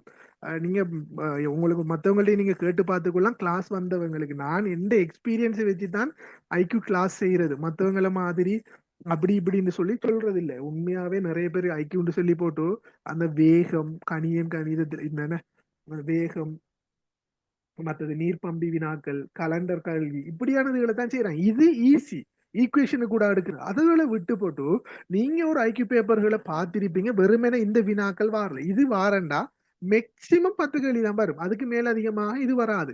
அப்ப அதுக்கு ஏத்த மாதிரி எடுக்கணும். பொதுவாகவே போட்டி பரீட்சைங்கிறது பிள்ளையால் ஆரம்பத்திலேயே நீங்க இதுல இருக்கிறவங்க எல்லாருமே பெரும்பான்மையானவங்க நம்ம ஏ லெவல்ல ஒரு போட்டி பரீட்சையில பாஸ் ஆகி என்ன கொஞ்சம் பேரை தட்டி அது கூட யூனிவர்சிட்டி வந்து யூனிவர்சிட்டிலேயே போட்டு படிச்சிருக்கோம். இப்ப ஜொப்புக்கு போறதுக்கும் இன்னொரு பரீட்சைன்னு சொன்னா அதுக்கேத்த மாதிரி ஸ்மார்ட் ஒர்க் ஆகணும். பொதுவாகவே போட்டி பரீட்சையில நீங்க பாஸ் ஆன யார்கிட்ட கேட்டாலும் அவங்க சொல்லுவாங்கன்னா கூடுதலா படிக்கலன்னு. உண்மை காரணமும் என்னென்ன பிள்ளைகள் அவங்க படிச்ச பட் ஸ்மார்ட் ஒர்க்கோட படிச்ச ஸ்மார்ட் ஒர்க் இல்லாம நீங்க என்னதான் ஹார்ட் ஒர்க் பண்ணி எஃபர்ட் பண்ணி படிச்சாலும் போட்டி பரீட்சை பாஸ் ஆக இயலாது. அதுதான் உண்மை ரியாலிட்டி. இதே மாதிரி தான் பொது அறிவு. இந்த பொது அறிவுங்கிறது பெரிய ஒரு கடல். உண்மையாவே தெரியும். எல்லாத்தையுமே பொது அறிவுன்னு சொல்லி போட்டு நிறைய பேர் நிறைய குரூப்ல போடுறது. ஓகே இதுல என்னன்னா பொது அறிவுன்னு போட்டு நிறைய பேர் நிறைய குரூப்ல போடுறது. இதே வேளையில என்னன்னு சொன்னா பிள்ளையால் அடுத்த விடயம் என்ன செய்வாங்கன்னு சொன்னா சிலவங்க சமகால விடயங்களை மட்டுமே போடுவாங்க. சமகால விடயங்கள் மட்டும் வாரதில்லை பொது அறிவுங்கிறது எல்லாமே. இதுல உங்களுக்கு பெரும்பான்மையானது ரீசெண்டானதுகள் வந்தாலும் ஏனைய விடயங்கள் சார்பாகவும் வந்து கொள்ளும். அப்ப வெறுமனே கரண்ட மட்டும் சிலவங்க என்ன வாங்கன்னா கிளாஸுக்கு ஒரு 5-6 கிளாஸ் நடத்துறது அதுக்கேற்ற மாதிரி தகவலை கொடுத்து போட்டு விடுவாங்க. இந்த 5 பேப்பர்ல நானா பேப்பர் எடுக்கணும் உங்களுக்கு எல்லா கேள்வியும் தாரத்துக்கு. உங்களுக்கு ஈஸியா சொல்றேன் பிள்ளையால், யாராவது நான் மாதிரி வினாத்தல் அல்லது எதிர்பார்க்க வினாத்தாள்ல பேப்பர் செய்யறேன்னு சொல்லி ஒரு ஆள் எதிர்பார்க்க வினாக்கள் பரீட்சையில வரக்கூடிய சொல்லி இது செய்தா நீங்க அந்த கிளாஸுக்கு போகாதீங்க. ஏன்னு சொன்ன நான் போட்டாலும் நீங்கள் போகாதீங்க. மாதிரி வினாங்கிறது வேற. இப்ப எதிர்பார்க்க வினான்னு சொன்ன என்னண்டா பிள்ளையால் அந்த பேப்பரா வரப்போகுது. இது என்ன ஓலவல் ஏலவல் எக்ஸாமா எதிர்பார்க்க வினா வாரத்துக்கு? ஒரு கேள்வி உங்களோட பேப்பர்ல அவர் தந்த அதே பேட்டர்ன்ல எக்ஸாம் பேப்பர்ல இருந்தண்டா உங்களோட எக்ஸாமை திரும்ப நடத்தலாம். ஸோ அதுக்குரிய ஏற்கனவே நிறைய அனுபவங்கள் இருக்குது. நிறைய எக்ஸாமுகள் இப்படி இது செய்ததால ஸோ நீங்க எந்த பயப்படையும் தேவையில்ல. அதே டைம்ல பிள்ளையால் அடுத்த விடயம் போட்டி பரீட்சைங்கிறது போட்டி. ஸோ இதுல அடுத்த குழப்பம் கொண்டு வாரது தமிழ் மீடியம் இத்தனை பெர்சன்டேஜ் எடுப்பாங்களா சிங்கள மீடியம் இங்க எந்த பெர்சன்டேஜும் இல்ல பிள்ளையால். சில எக்ஸாமுக்கு சொல்லுவாங்க. ஆனா பொதுவாகவே இப்படியான இமிகிரேஷன் கஸ்டம்ஸ் மற்ற ஓல் ஐலண்ட் ஸ்டேட்ஸ் போன்றதுக்கெல்லாம் இந்த பெர்சன்டேஜ்ங்கிறது இல்லை. பெண்களுக்கு ஒரு 10% இருக்குது. இருந்தாலும் இந்த இன ரீதியான பெர்சன்டேஜ்ங்கிறதே இங்க இடம் இல்லை. ஆனா சொல்லுவாங்க என்னண்டா அரசியல் சால்வாக்கு இருக்குது. அப்படி ஒன்றுமே இல்லை பிள்ளையால். உங்களுக்கு ஒரு எக்ஸாம் பேப்பர் எடுக்கிறதே பேப்பர் எடுக்கிறவருக்கே தெரியாது அவரோட கேள்விதான் வரப்போகுதுங்கிறது. ஒருத்தர் பேப்பர் எடுக்கிறல குஷன் பேங்க் ஒன்று இதுல கொடுப்பார். குஷன் பேங்க்ல வச்சுட்டு அங்கங்க கேள்விகளை எடுத்து போட்டு செட் பண்ணித்தான் பேப்பர் வருமே தவிர அவருடைய பூரணமானது வராது. ஏன் அவருடைய பேப்பர் இது ஆனா அவரோட 4-5 கேள்வியோட நின்றும். இதுதான் இங்க நடக்கிறது. நீங்க எந்த பேப்பர்ல முழு பேப்பர் வினாத்தால லீக் ஆனது கேள்விப்பட்டிருப்பீங்களா? இல்ல. ஸோ இதுதான் இதுக்குரிய காரணம். ஸோ இதேல அடுத்த விடயம் என்னன்னு சொன்னா நிறைய பேர் சொல்றது அது சிங்கள மீடியாக்கள் தான் பாஸ் ஆகுவாங்க, தமிழ் மீடியம் இது செய்யறது இல்ல, தமிழ் மீடியத்துல பாஸ் ஆன 2-3 பேர் தான். இதுக்கு காரணம் என்னன்னு சொன்னா இந்த ஐடியாக்கு காரணம் நம்மட மைண்ட் செட் நாம படிக்கிறது பிழை. ரெண்டாவது, முதலாவது நம்மட படிக்கிறவே மிக மிக பிழை பிள்ளையால். நீங்க இப்ப நீங்க ஒரு பேப்பர் செட் பண்ணினா, அதாவது உங்களோட ரிலவெண்ட் ஆகிக்கிற கேள்வி சார்பான எல்லாம் கூடிய எடுக்கும். அதே மாதிரி தான் அவங்களும் செட் பண்ணி எடுக்காங்க. பட் நாம அதுக்குரிய படிக்கணும். இப்ப எக்ஸாம் பேப்பர்ல ஓலவல்ல இருக்கிற மாதிரி அந்த நாலேஜை வச்சு போட்டு இருக்கிற ஒரு போட்டி பரீட்சை சார்பாக அனுபவம் இல்லாத, அந்த எக்ஸ்பீரியன்ஸ் ஒன்று இல்லாம சும்மா கிளாஸை மட்டும் செய்யறவ நம்பி போனா எப்படி உங்களுக்கு அந்த இது வரும்? இப்ப என்னன்னா ஒரு கேள்வி 50 கேள்வின்னா 50 கேள்வி எடுத்து போட்டு ஏதோ வகையில விடைய சொல்லி தந்தா சரிதானே. இந்த கேள்விக்கு விட செல்றதுக்கு கிளாஸ் போகணுமா? நான் புக் கொண்டு வாங்கி படித்தா சரியா? இதுக்கு எப்படி ஈஸியா ட்ரிக்ஸ் எடுக்கணுங்கிறது தான் மெயினான விஷயம் புள்ளியா. சரிதானே? அப்ப இங்க நீங்க சொல்ற விடயம் என்ன, சிங்களத்துல கூட எடுக்கிற தமிழ் மீடியம் அப்படி ஒன்றும் இல்லை. பட் என்ன காரணம்டா, அவங்க நம்மளோட ஒரு ஸ்டெப் மேல இருந்து படிக்காங்க. அவ்வளவுதான் விஷயம். அவங்க படிக்கிற வித்தியாசம், நாம படிக்கிறது வித்தியாசம். நாம இன்னும் கிணத்து தவளை மாதிரி அதுக்குள்ளேயே இருக்கிறேன் உண்மையாவே. இப்ப எல்லாமே சோர்ஸ் ஓப்பன், விரும்பியது எல்லா இடத்துலயும் இருந்துட்டு பார்க்கலாம். அப்படி அவ்வளவுக்கு இருக்கக்குள்ள நம்மடவங்க என்ன செய்யறாங்கன்னு சொன்னா பிழையாக வகையில கைட் பண்றதாலதான் பிழையான அழிவுப்படையில செய்யுது. அன்றைக்கும் இங்க ஒரு போஸ்ட்ல பார்த்தா 50% தமிழ் மீடியத்துல பாஸ் ஆனன்னு சொல்லி போட்டிருந்தார். அவன் உண்மையாகவே அந்த 6 பேர் எக்ஸாம்பிளுக்கு ஒரு 6 பேர் பாஸ் ஆகுறாங்கன்னு சொன்னா 200 பேர் எடுக்கிறதுல 220 200 பேர் எடுக்கிறதுல 6 பேர் பாஸ் ஆகுறாங்கன்னு சொன்னா யோசிச்சு பாருங்க. பெர்சன்டேஜ் 10% இல்லையே. அப்ப இதுல 50% சொல்லி போடுறது அது ஒரு நமக்கு ஒரு இது ஒன்று இருக்குதா? அப்ப ஏன் இப்ப 194 பிள்ளைகள் எக்ஸாம்பிளுக்கு சொல்றேன் சரியானே, 200ல 6 பேருண்டா 194 வேற மீடியம் பிள்ளைகள் சிங்கள மீடியமும் இங்கிலீஷும் தானே போயிருக்காங்க. அப்ப ஏன் நாம 10% இல்ல? இப்ப எஸ்எல்ஏஎஸ் எக்ஸாம்லயும் கூட நினைக்கிறேன் எங்க எஸ்எல்ஏஎஸ்ல மொத்தம் 12 பேர் தான் எடுபட்ட 8% இல்ல மொத்த தமிழ் மீடியம். ஸோ அதுக்காக தமிழ்ல புள்ளையா போட்டு பார்த்துட்டாங்க, அவங்களுக்கு இது செஞ்சுட்டாங்க. ஒரு கதையும் இல்ல புள்ளையால். நான் எழுதின எக்ஸ்பீரியன்ஸ்ல சொல்றேன், நீங்க சரியாக எழுதினா உங்களோட பேர் வரும். பட் நம்மட தமிழ் மீடிய பேப்பரை பார்க்க போறது சிங்களாக்கள் இல்ல, நம்மடவங்க தான் பார்க்காங்க. அங்க இந்த இனம் இல்லது தெரிஞ்சவங்கிறதே இல்ல. சோ நீங்க சரியான ஆன்சர் எழுதினா சரியான புள்ளி வரும், சரியான வேய படிச்சு கொள்ளுங்க. இதுதான் பிரதான விடயம் ஒரு பொதுவான போட்டி பரீட்சையில. வெறுமனே எக்ஸ்பீரியன்ஸ் இல்லாம சும்மா ஒரு கிளாஸ் நீங்க செய்து இது செய்திருந்தா யோசிச்சு பாருங்க எப்படி இது செஞ்சுக்கணும்னு சொல்லி. அப்ப அது நீங்க உங்களுக்கு செய்யறதும் இல்ல, ஒரு பிள்ளைகளுக்கு செய்யறது ஒரு பிள்ளை தானே அது. நீங்க அதனால நான் சொல்றேன், சரியானதை எடுத்து கைட் பண்ணி கொள்ளுங்க. இது கிளியரா அப்ப மீடியம் வைஸா எந்த பிரச்சனையும் இல்லை, நாம படிக்கிறத கிளியரா படிச்சா சரி. இப்ப இதே இதுல பொது அறிவுங்கிறது ஒரு கடல் புள்ளியால். வெறுமென உங்களுக்கு எத்தனை கிளாஸ்ல தந்தாலும் இது பொது அறிவை தந்துட்டே இருக்கலாம். நிறைய பேர் என்ன செய்வாங்கன்னா, நானும் பார்த்தேன் குரூப்ல, இந்தியாவுல சமகால விடயங்கள்னு சொல்லி ஒரு பேப்பர், அவங்களோட கரண்ட் அஃபேர்ஸ் சரியா, அதை இதுல வார மாதிரி இந்தியாவுல இருக்கிற அப்டேட்டான கேள்விகள், இந்தியாவுல அந்த நாடு இந்த நாடு, இந்தியாவுல ஒவ்வொரு மாநிலம், அதுகளை வந்துட்டு நம்ம குரூப் உள்ளேயும் போட்டுட்டு படிப்பான். அப்படி படிக்கிறது இல்ல. இளங்கட பேப்பருக்குன்னு சொல்லி ஒரு ஸ்ட்ரக்சர் இருக்குது. அந்த ஸ்ட்ரக்சருக்கு என்ன தேவையோ அதுகளைத்தான் நாம படிக்கணுமே தவிர வெறுமனே அதை படிக்கிற மாதிரி என்னண்டா அதுதான் விடிய விடிய படிச்சு பிரயோசனம் இல்லை பிள்ளையா. ஸ்மார்ட்டா படிக்கணும்.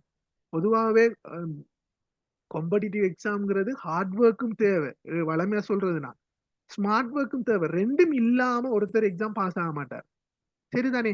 அப்ப வெறுமனே இது இல்லாம ஜெனரல் நாலேஜ் இல்ல, அப்ப படிக்கிறதுக்குன்னு சொல்லி இருக்குது. அதுகளுக்கு படிக்கணும், எல்லாத்தையும் படிச்சும் பிரயோசனமும் இல்லை. ஆனா எது வருங்கிறதும் தெரியாது. பட் வரக்கூடிய இப்ப ஒரு கேள்வி ஒன்று வந்தா அந்த கேள்வியை எடுத்தா அது மட்டும் இல்லையா, அப்ப வேற கேள்விகள் அதுல இருந்து எப்படி வருங்கிற வகையில படிச்சு கொள்ளணும். இதே மாதிரி தான் இங்கிலீஷ் நிறைய பேருக்கு ஆரம்பத்தில இருந்து ஒரு பிரதான பிரச்சனையா இருக்கிற இங்கிலீஷா இருக்கு. காரணம் என்னன்னா, நம்ம இங்கிலீஷ் மீடியம் படிச்சு கொள்ளவும் இல்லை. யூனிவர்சிட்டியில போய் சிலர் என்ன செஞ்சுப்பாங்க, இங்கிலீஷ் மீடியம் படிச்சிருப்பாங்க. அதனால உங்களுக்கு இது செய்து இருக்கலாம். சோ அப்ப அதுக்கு ஏத்த மாதிரி நாம பெர்ஃபெக்டா படிச்சுட்டு ஏஎல் இங்கிலீஷ் பேப்பர்களை இது செய்யறது. ஸோ ஐக்யூ செய்யும் போதும் நீங்க நிறைய past paper book to notes வெப்சைட்ல கிடைக்கப்படாது, எல்லாத்தையும் எடுத்து செய்யுங்க. எந்த புக்குண்டான நீங்க வாங்கி செய்யுங்க. என்னடா ஐக்யூல வந்துட்டு பிரதான வரிசை உங்களோட டைம் நீங்க செட் பண்ணிட்டீங்க. இப்ப ஒரு பேப்பர் எடுத்தீங்கன்னா 1 மணிக்கு இருந்தா நீங்க 50 நிமிஷம் வச்சு போட்டு அந்த பேப்பரை முகூரணமா செய்யுங்க.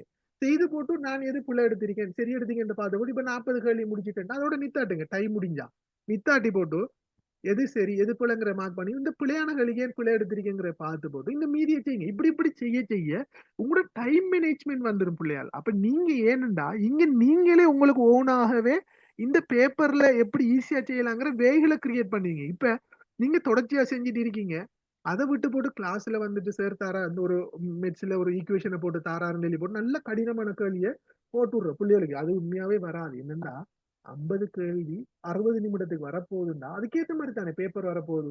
இங்க ஒரு மணித்தியாலம் அல்லது 15 நிமிஷம் செய்யக்கூடிய ஒரு கேள்வியை தூக்கி போடுவாங்களா? ம் யோசிச்சு பாருங்க. அப்ப அப்படியான கேள்விகளை போட்டுட்டு அவன் ஏதோ தலநிலை காட்டுறது போடுறேன். அந்த கேள்வியை போட்டு என்ன பிள்ளைகள் பிரயோசனம்? நீங்க என்ன செய்யுங்க, என்ன பொறுத்தவரை ஐக்கியூக்கு எல்லா பேப்பரையும் நீங்க கிடைக்கிறத செய்யுங்க. செய்யறதுக்கு வழி இதுதான். டைமை செட் பண்ணி போட்டு செஞ்சீங்கன்னா உங்களுக்குள்ள என்ன செய்யணும்னு சொன்னா ஒரு டைம் மேனேஜ்மெண்ட் ஒன்று வரும். அதுவே ஓட்டோவாகவே இந்த கேள்வி வந்தா எப்படி நான் ஷார்ட்டா செய்யறேன், அப்ப இதை எப்படி செய்யறேன்னு நீங்க ஓன் வே கிரியேட் பண்ணீங்க. நான் படிக்கும்போது அந்த வேயை தான் யூஸ் பண்ணு. நான் சார் மாட்ட கிளாஸ் போனாலும் பேப்பர் எடுக்கிறதுக்கு போய்ப்பேன். அந்த பேப்பரை எடுத்து நானா சுயமாக வேகளை கிரியேட் பண்ணிப்பேன். பிள்ளையார் எந்த புக்குங்கிறதும் இல்ல, எல்லாத்தையும் செய்து பார்ப்பேன். என்ன பேப்பர் கிடைச்சாலும் அது ஈஸியா இருக்கு, இது கடினமாங்கிறதுல முதலாவது வேலை டைமை செட் பண்றது செய்யறது. ஐக்கியூக்கு ஜெனரல் நாலேஜுக்கு என்னண்டா நீங்க சுயமாக படிக்கணும். அவர் சார் கிளாஸ்ல தருவாருன்றது இருந்தா எல்லாத்தையும் சார் இது செய்ய மாட்டார். பொதுவாகவே என்னென்ன பிள்ளையார் ஜெனரல் நாலேஜ்ல படிக்கிறதுக்கு இப்ப அழகாக எல்லாத்தையுமே போன் இருக்குது. முன்னைய மாதிரி நம்ம நியூஸ் பேப்பர் தான் வாசிக்கணுங்கிற தேவையும் இல்லை, அதையும் போன்லயே செஞ்சு கொள்ளலாம். அப்ப பொது அறிவுங்கிறது ஒரு கடல் இருந்தாலும் முக்கியமான ஒரு விடயத்தில் இருந்தா வரப்போகுது. பட் அது என்ன கேள்வியாக வருங்கிறதுக்கு நாம படிச்சிருந்தா போதும். அதுக்கு என்ன எல்லாம் ஸ்கிரீன்ஷாட் எடுத்து டெய்லி வச்சுட்டு படிக்கிறது, அல்லது நீங்க புத்தகத்துல எழுதினீங்கன்னு சொன்னா நிறைய எக்ஸாம்களுக்கு உங்களுக்கு ஹெல்ப் பண்ணும் பிள்ளையால். அப்படித்தான் நாம படிச்சு கொள்றது. ஸோ ஜெனரல் நாலேஜ் படிக்கிறதுல எல்லா வெப்சைட்லயும் என்ன எல்லாம் பார்க்க கூடாது. ஏன்னா எல்லாத்துல போடுறதும் உண்மை இல்லை. நான் என்ன செய்வேன், நான் பார்க்கும்போது news.lk, தமிழ் பிபிசி இப்படியான வெப்சைட்களை மட்டும்தான் பார்ப்பேன். தினகரனையும் வீரேசரி பேப்பரையும் பார்ப்பேன், டெய்லி பார்ப்பேன். இப்பவும் கூட பார்த்து எழுதிட்டு தான் இருக்கிறேன். நிறைய மெசேஜ் வந்திருக்கு, நான் கடைசியா பார்த்துட்டு அதை இது செஞ்சு கொள்றேன். சரிதானே பிள்ளையார்? அப்ப இதுதான் இதுல இருக்கிற வே. அப்ப ஐக்கியூங்கிறது இது ஜெனரல். இதே மாதிரி தான் இங்கிலீஷ். ஸோ இங்கிலீஷ்ல தான் நிறைய பேர் கோட்டை விடுவாங்க. இந்த இதுலயும் சார் சொன்ன மாதிரி ஐடி அடுத்தது இங்கிலீஷ் நிறைய பேர் கோட்டை விடுற பாடம், அதனால பாஸ் ஆகிற வீதம் குறைவாக காணப்படுது. ஸோ இங்கிலீஷ்ல என்னன்னு சொன்னா நாம ஏ-லெவல் பேப்பரை உண்மையாவே நாமளும் படிக்கும் போது படிக்கிறது இல்லையே.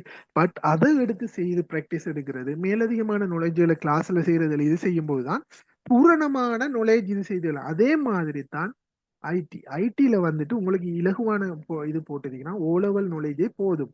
ஸோ அதுக்குரிய இதுகளும் வந்துட்டு நீங்க பேர் சென்ன மாதிரி பார்த்தாலே போதும். அதாவது இபி எக்ஸாம்ட பேப்பர்ல பார்த்தா ஒரு அளவுக்கு அல்லது அதோட கொஞ்சம் கடினமான வகையில வினாக்கள் வரப்போகுது. அட்வான்ஸா டிகிரியில இருக்கிற மாதிரி அப்படியானது உங்களை எதிர்பார்க்க போறது இல்லை. ஏன்னா அவங்களுக்கு தெரியும் எக்ஸாம் எழுதுற போற எல்லாரும் கொமனாக தான் எழுதுவாங்க. அப்ப எல்லாரும் செய்யற மாதிரி தான் பேப்பரை செட் பண்ணணும். அதுக்காக ஈஸியாக செட் பண்ணலாமா? இல்ல. அப்ப இந்த அடிப்படைகள்ல தான் உங்களுக்கு பேப்பர் அமைய போகுது. கிளியரா? இந்த பேப்பர் ஸ்ட்ரக்சர் விளங்குதா? ஸோ இதுல ஒவ்வொரு ஐக்கியூண்டா என்ன, அதுல ஒவ்வொரு பகுதி எப்படி இருக்கும், எப்படி படிக்கணுங்கிறதெல்லாம் உங்களுக்கு கிளாஸ்ல சொல்லிப்படும் ஒவ்வொரு பகுதிக்கும். அதே டைம்ல நாங்க எடுத்திருக்கிற உங்களுக்கு தெரியும் டீம் பாத்தீங்கன்னு சொன்னா, ஓகே நான் அதை கடைசியா சொல்றேன். இதுக்கு அடுத்ததாக இருக்கிறதா நேர்முக பரீட்சை. இப்ப நீங்க எக்ஸாம்ல செலக்ட் ஆயினீங்கன்னு சொன்னா சார் சொன்ன மாதிரி இப்ப 100 பேர் எடுக்கிறேன்னா எடிஷன்ல 50 25 வீதம் மேல அதிகமா எடுப்பாங்க, 125. இன்டர்வியூல உங்களுக்கு மார்க்ஸ் இல்ல.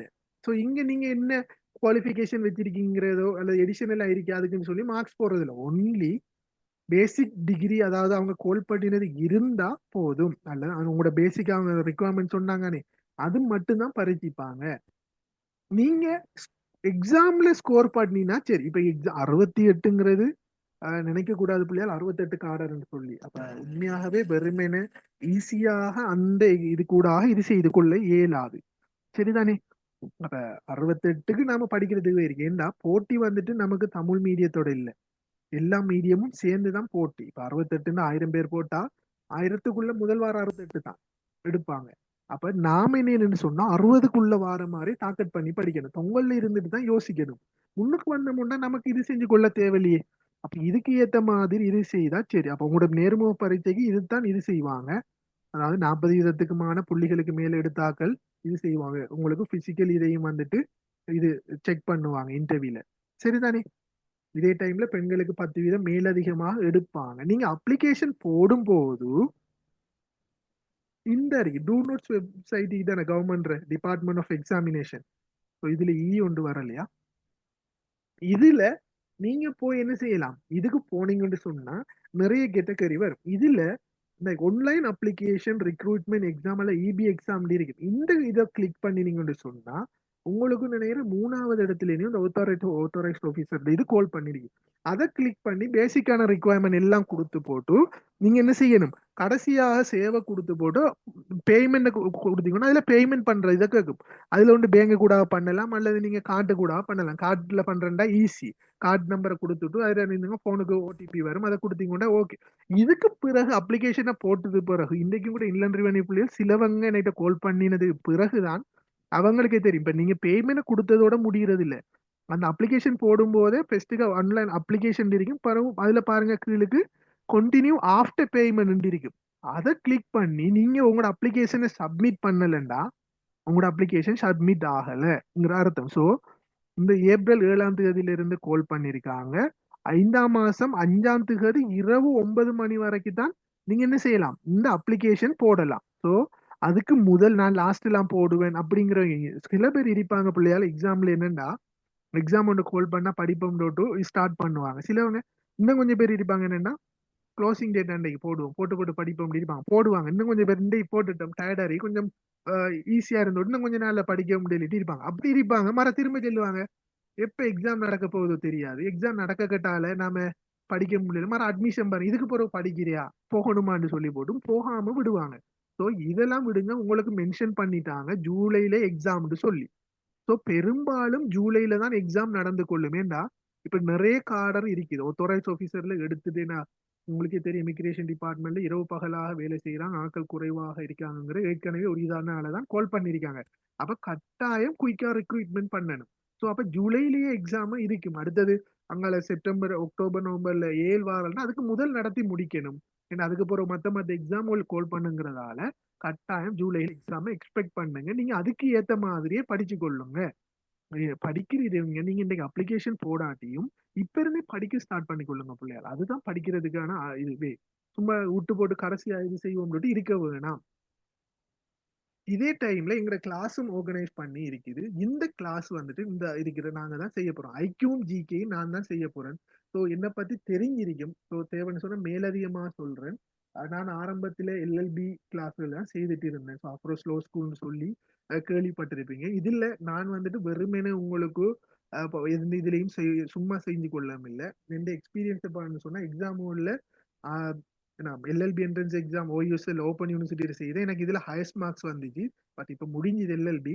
இதே டைம்ல ஆர்டிஓ எக்ஸாம் எழுதினேன். இதுல எனக்கு ஈஸ்டர்ன் ப்ரோவின்ஸ்தான் கால் பண்ணியிருந்தாங்க. அதுலயும் எனக்கு பெஸ்ட் ரேங்க் வந்தது. இதோட டைம்ல தற்போது கால் பண்ணின எஸ்எல்ஏஎஸ் எஸ்எல்இஎஸ் எக்ஸாம் எழுதினேன். எனக்கு கிளாஸ் இல்லாதால பிளானிங் சர்வீஸ் எழுதல. ஸோ ரெண்டுலையும் என் பேர் வந்து இன்டர்வியூக்கும் போய் வந்திருக்கிறேன். இன்னும் அதுல முடிவு வரல. சரிதானே? இதுதான் இந்த எக்ஸாம் சம்பந்தமான குவாலிஃபிகேஷன். ஸோ இந்த எக்ஸ்பீரியன்ஸை வச்சு தான் நான் உங்களுக்கு படிச்சு தரேன் தவிர வேற எதையும் இது செஞ்சு கொள்ளல. இதே மாதிரி உங்களுக்கு ஐடி பாடம் படிச்சு தர போற கம்ப்யூட்டர் இதுல வந்துட்டு யாருன்னு சொன்னா சாகிர் சார். அவர் ஆத்தரைஸ்ட் ஆஃபீஸர். இவர் பிட்டு முடிச்சிருக்கிறார், பேச்சுலர் ஆஃப் இன்ஃபர்மேஷன் டெக்னாலஜி. அதே மாதிரி மாஸ்டர் முடிச்சிருக்கார் ஐடில. ஸோ இவர்கிட்ட இங்கிலீஷ் கம்ப்யூட்டர் செய்ய போறார். இதே மாதிரி இங்கிலீஷ் கிளாஸ் யார் உங்களுக்கு செய்ய போறாங்கன்னு சொன்னா ரிஸ்லாண்டு சொல்லி போட்டு இவங்க பிஏ இங்கிலீஷ் முடிச்சிருக்கிறாங்க பேராதனி யூனிவர்சிட்டியில. இதே மாதிரி ஹெச்என்டி இங்கிலீஷும் முடிச்சிருக்கிறாங்க. ஸோ இந்த டீம் தான் உங்களுக்கு கிளாஸ் செய்ய போகுது. ஸோ இதுல பாத்தீங்கன்னு சொன்னா மந்த்லி 3000 சரிதானே பேமெண்ட் 3000 பேமெண்ட் செய்து ரெசிப்ட் எங்களுக்கு அனுப்பினீங்கன்னு சொன்னா நான் உங்களை குரூப்ல எட் பண்ணி கொள்வோம். இதே டைம்ல கிளாஸ் எல்லாம் ஜூம் ஊடாகத்தான் நடக்கும். மேலதிகமாக வீடியோ ரெக்கார்டிங் தருவோம். இரவையில தான் கிளாஸ் நடக்கும். இப்போ உங்களுக்கு கிளாஸ் மிஸ் ஆனாலும் வீடியோ ரெக்கார்டிங்கை பார்த்து கொள்ளலாம். எக்ஸாம் முடிகிற வரைக்கும் இது இருக்கும். பேசிக்ல இருந்து உங்களுக்கு எக்ஸாமுக்கு மேக்சிமம் ப்ரிப்பேர் ஆகிற வகையில தான் கிளாஸ் நடக்கும். இதே டைம்ல நீங்க எங்க கிளாஸ் வந்து உங்களுக்கு சாட்டிஸ்ஃபை இல்லைண்டா வேற எங்கேயுமே இதை சொல்ல மாட்டாங்க. சாட்டிஸ்ஃபை இல்லைன்னு சொன்னா நீங்க பேமெண்ட்டை பெக் பண்ணி எடுத்துக்கொள்ளலாம். ஸோ உங்களுக்கு நிறைய எக்ஸாம் சம்பந்தமா முடிச்சவங்களோட ஃபீட்பேக்கை போட்டிருக்கிறேன். அடுத்தது பிள்ளையால் இந்த இந்த எக்ஸாம்ல இத்தனை பேர் பாஸ் ஆன, இந்த எக்ஸாம்ல இத்தனை பேர் பாஸ் ஆன. நானும் முதல் போட்டேன் எல்எல்பிக்கு விரும்பும்போது அது ஒரு சந்தோஷத்துல போட்டேன். நான் பிறகு அதை விட்டுட்டேன். உங்களுக்கு தெரியும் போன முறை எல்எல்பிக்கு ஆக கூட புள்ளிகள் எங்கள்கிட்ட தான் போனேன். 25 நினைக்கிறேன், சரியா நினைவு இல்லை. இங்கிற சென்டர்ல தான் போனது. வேற எந்த சென்டர்லயும் அதோட அரவாசும் பாஸ் ஆகல. நாங்க லிஸ்டோட பேரோட போட்டு இருந்தோம். பட் என்ன 25 பேர்ல எத்தனை பேர் படிச்சதுல எவ்வளவு பேர் போன பெர்சன்டேஜ் கேளுங்க. இப்ப ஒரு எக்ஸாம்பிளுக்கு ஒரு 6 பேர் செலக்ட் ஆகுறாங்கண்டா அவங்கள்ட்ட 6 பேருமா படிச்ச ஓகே, ஒரு 10 பேர் படிச்சதுல 6 பேர் போறோம்னா பிரச்சனை இல்லை. அப்ப மேலதிகமாக நிறைய பேர் படிச்சு அதுல 6 பேர் போறோம்னு சொன்னா அப்படி பிரயோசனம் இல்லையே. அப்ப எல்லாருக்கும் ஒரே இதைத்தானே கொடுக்க போறோம். அப்ப அதுகளோட எஃபர்ட்லயும் இருக்கட்டாலும் இது பூரணம் இல்லை. பட் நான் இதை போடுறது தவறுன்னு சொல்லல. பட் இதை நீங்க பிழையாக இது செய்து கொள்ளாதீங்க பிள்ளையா. நான் அதுதான் சொல்லுவேன். உங்களுக்கு எது சரியோ கிளாஸுக்கு போய் பாருங்க, யாரு ஒழுங்கா படிச்சு தர்றாரு அங்க ஃபுல்லா இது செஞ்சு கொடுங்க. அதிலே நான் மெயினா சொல்றது, ஒரு சேவிஸ் எக்ஸாம்ல பாஸ் ஆகி அதோட இது ரிலவெண்டா இருக்கிறவங்கள்ட்ட போனீங்கன்னா எக்ஸ்பீரியன்ஸையும் ஷேர் பண்ணுவாங்க. வெறுமனே அந்த இதுல இது செய்யறேன்னு சொல்லி அப்படி ஏமாற வேண்டாம். இதுதான் இந்த இதுல சொல்றது.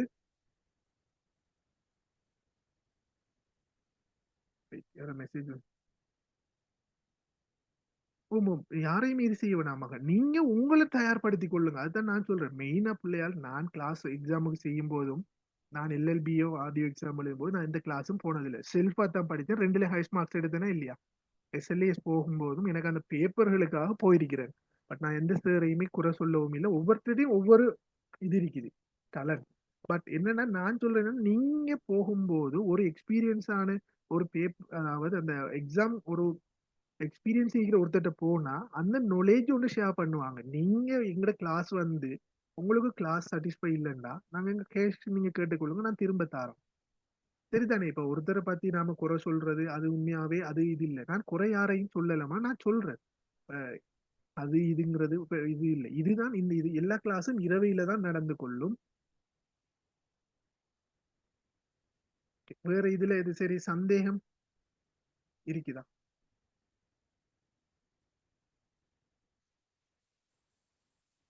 சந்தேகம் இருந்தா கேட்டுக்கொள்றீங்களா? நான் எல்லாம் மியூட் பண்றேன். சாக்கிர் சாரும் இருக்கிறார். செஞ்சு கொள்ளலாம். நிறைய மெசேஜ் போட்டு இருக்கிறீங்கன்னா மெசேஜை பார்த்து போட்டு அன்மியூட் பண்ணி கொள்றேன். ஈஸியாக இருந்து கொள்ளுமே. சார் அப்ளிகேஷன் தமிழ் மீடியம்னு போட்டு இப்போ இங்கிலீஷ் மீடியம் சேஞ்ச் பண்ணலாமா? என்னமா அப்ளிகேஷன் போட்டால் அதை என்ன மீடியம்ங்கிறே சேஞ்ச் பண்ணிடலாங்கிறத மென்ஷன் பண்ணியிருப்பாங்க. நீங்க பட் எக்ஸாமினேஷன் டிபார்ட்மெண்ட் தான் அதை கான்டாக்ட் பண்ணி கன்ஃபார்ம் பண்ணி கொள்ளுங்க. அப்ளிகேஷன் தமிழ்லையும் என்ன சார், தமிழ் மீடியம் 8%. அதாவது என்னென்ன மகன் அதுல சொன்னேன். இப்போ பொதுவாகவே ஒரு சேவிஸ்ல வர எல்லாத்தையும் கேட்டீங்க பாத்தீங்கன்னு சொன்னா தமிழ் மீடியம் குறைவு. பட் அதுக்குரிய காரணம் என்னன்னா நம்ம படிக்கிற வே பிள்ளைங்கிறது தான் நான் சொன்னேன். இப்ப இப்போ நார்மலா எஸ்எல்ஏசிக்கு 113 காரன் இருந்ததுல 150 எத்தனை பேர் எடுத்திருந்தாங்க. அதுல 13 பேர் என்னையும் தான் செலக்ட் ஆனது. பட் எத்தனை 152 பேர் நினைக்கிறேன். சரியா அமௌண்ட் நினைவு இல்லை. இதுல 13 பேர் தான். யோசிச்சு பாருங்க, 10% இல்லை பெர்சன்டேஜ். அப்ப 8%, 9%. இதுதான் இப்ப இருக்கிற நிலைமை. பட் இதுக்கான அப்ப தமிழ் மீடியம் ஒத்தரும் வரக்கூடாது. பேப்பர் அவங்களுக்கு லீக் ஆனண்டா, அதுதான் விஷயம் பிள்ளையால். அப்ப என்னண்டா நாம படிக்கிறது தான் பிள்ளை. அதை ஒழுங்காக நாம இது செய்தோம்னு சொன்னா ஓகே. நிறைய மெசேஜ் வருது. ஓகே, ஐக்யூ புக் சஜஸ்ட் பண்ணுங்க சார். என்னென்ன ஐக்யூ புக்குக்கும் நீங்க இதுதான் படிக்கணுங்கிற நான் சொல்லல சார். மாதிரி நிறைய புக் இருக்குது, எல்லாமே நிறைய பாஸ் பேப்பர் கேள்வி எழுதிக்கிறேன். இதுக்கு மேலதிகமா நீங்க செலக்ட் பண்ணணும்னு சொன்னா இந்த டூ நோட்ஸ் வெப்சைட்ல நீங்க அப்ளிகேஷன் எடுக்கிறதுலே கீழே பாருங்க பாஸ் பேப்பர் டவுன்லோட் இருக்கும். அந்த ஆப்ஷன்ல போனீங்கன்னா நிறைய எக்ஸாம்ல பாஸ் பேப்பர்கள் கிடைக்குது. சிலதுகள் பழையது முன்னுக்கு போயிருக்கு, நீங்க போக போக வரும். வெப்சைட்லயும் கிடைக்குது. அதுகளை எடுத்து ப்ராக்டிஸ் பண்ணுங்க. எல்லா புக்கையும் நீங்க வாங்கி படிங்க. இதுதான் பிள்ளை அதுதான் பிள்ளை இல்லை. எந்த சேரைனா இல்லை, நீங்க எல்லா சேரையும் கிளாஸ் போய் அவதானிச்சு கொள்ளுங்க. எங்க சாட்டிஸ்ஃபையா படிச்சு தராங்க, எங்க இது செய்யலைங்கிறத செஞ்சு கொள்ளுங்க. சாகிர் சார் இருக்கீங்களா?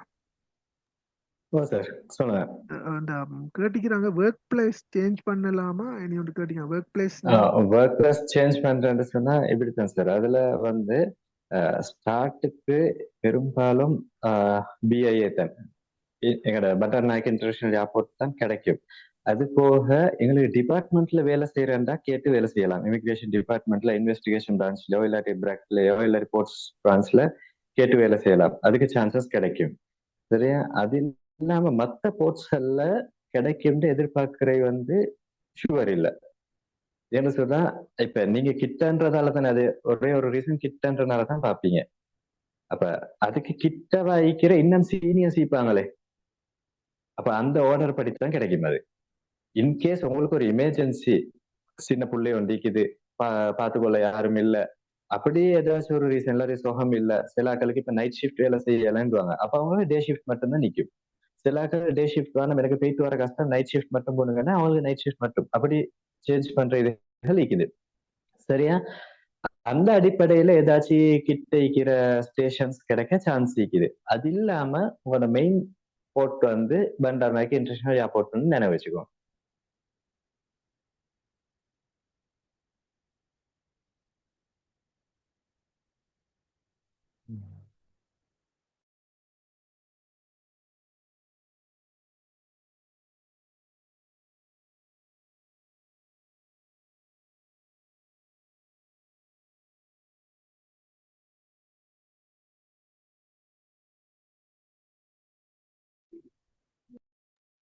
அதுல யாரு தூரத்துல இருந்து ஒர்க் பண்ண வேண்டி வரும்னு கேட்டுக்கிறாங்க. அவங்க எங்க இருக்கிறாங்களோ தெரியா.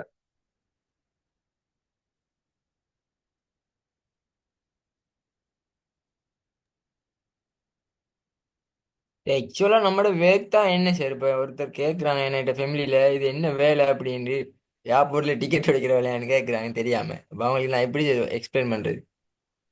அதுக்குத்தான் சிம்பிளா சொன்னாரு எங்களோட சார் வந்து கோட்டபாய ராஜபக்ஷ ஜனாதிபதி ஆகிக்கிற காலத்துல பசிரு ராஜபக்ஷ நாட்டை விட்டு வெளியே போக்கல, அவருக்கு ஏதோ பிரச்சனை இருக்குது, அவர் போறதால இங்க இருக்கிற சாட்சியல் விசான்னு சொல்லி ஒரு இமிகிரேஷன் ஆபீசர் அவரை போக விடாம நிப்பாட்டினார் ஏர்போர்ட்ல. ஓகே போர்டர் கண்ட்ரோல்ன்ற அதுதான், போர்டர் கண்ட்ரோல்ன்ற அதுதான். வாராக்களையும் பார்க்கணும், நாங்க போராக்களையும் பார்க்கணும். சார் அடுத்து மந்த்லி லீவ் எல்லாம் என்ன மாதிரி சார்? டே ஆஃப் மட்டும்தான் லீவா இல்லாட்டி வேற என்ன எக்ஸ்ட்ரா லீவ் இருக்கா? எக்ஸ்ட்ரா லீவ் இல்ல, நீங்க கவர்மெண்ட் ஹாலிடேஸ் இருக்குது அதுல ஒர்க் பண்ணினா அதுக்கு பதிலா லீவ் எடுக்கலாம். இப்ப உங்களுக்கு சனி ஞாயிறு பெருநாள் அப்படின்னு லீவ் வராது. டியூட்டி ஷிஃப்ட் படிக்கு டே நைட் அப்படி வரும். ஆனா இப்படி ஒரு ஆப்ஷன் இருக்குது, வேற எந்த சர்வீஸ்லயும் அந்த ஆப்ஷன் உங்களுக்கு கிடைக்காது. உங்களுக்கு டியூட்டி எக்ஸ்சேஞ்ச் பண்ணிடும். இப்ப நீங்க தூரத்துல இருந்து வரீங்களே, ஜெஃப்னால இருந்து வாரீங்க, ஜெஃப்னால இருந்து கொழும்புக்கு வாரீங்க. அப்ப நீங்க இன்றைக்கு டே டியூட்டியை செஞ்சுட்டு எங்களோட ரெஸ்ட்ல வந்து நைட்டு அடுத்த நாள் நைட் ஷிஃப்ட செஞ்சுட்டு திருப்பி போயிட்டு அடுத்த நாள் ஒரு நாள் விட்டு திருப்பி வரேன்னா உங்களுக்கு கஷ்டம். அப்ப எங்களோட குரூப்கள் இருக்குது, அதுல உங்களுக்கு டியூட்டி எக்ஸ்சேஞ்ச் பண்ணிக்கொள்ளலும். இப்ப இன்றைக்கு டேயா செய்றீங்க, இன்றைக்கு யார் சரி நைட் உங்களுக்கு நைட்டை கேட்டுக்கொண்டு இன்றைக்கு டே நைட்டையும் செஞ்சுட்டு உங்களுக்கு நாளைக்கு வீட்டுக்கு போயிட்டு 2 நாளைக்கு கூட திருப்பி வரலாம், இல்லாட்டி 3 நாளைக்கு கூட வரலாம், இல்லாட்டி தொடர்ந்து 2-3 டியூட்டி செய்யலாம், 2 நைட் தொடர்ந்து செய்யலாம். ஒரு டே ஒரு நைட் செஞ்சுட்டு அடுத்த நாள் ரெஸ்ட் பண்ணிட்டு அதுக்கப்புறம் திருப்பி இன்னொரு டே நைட் செஞ்சுட்டு அங்கால 5 நாள் ஆஃப் எடுத்துட்டு போகலாம்.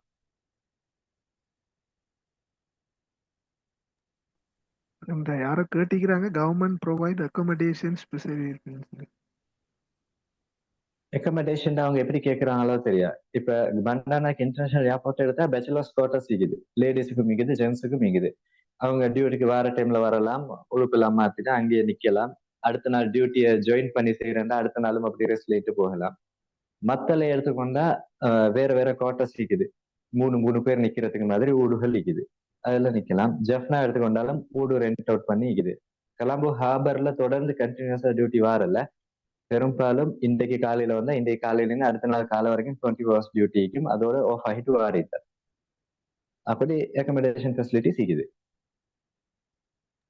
சார் ஒர்க் ஸ்டார்ட் ஆகணும் ஃபர்ஸ்ட் மந்த்ல வந்துரு சார். சேலரி என்ன மாதிரி இருக்கும் பேசிக்கோட சேர்த்து?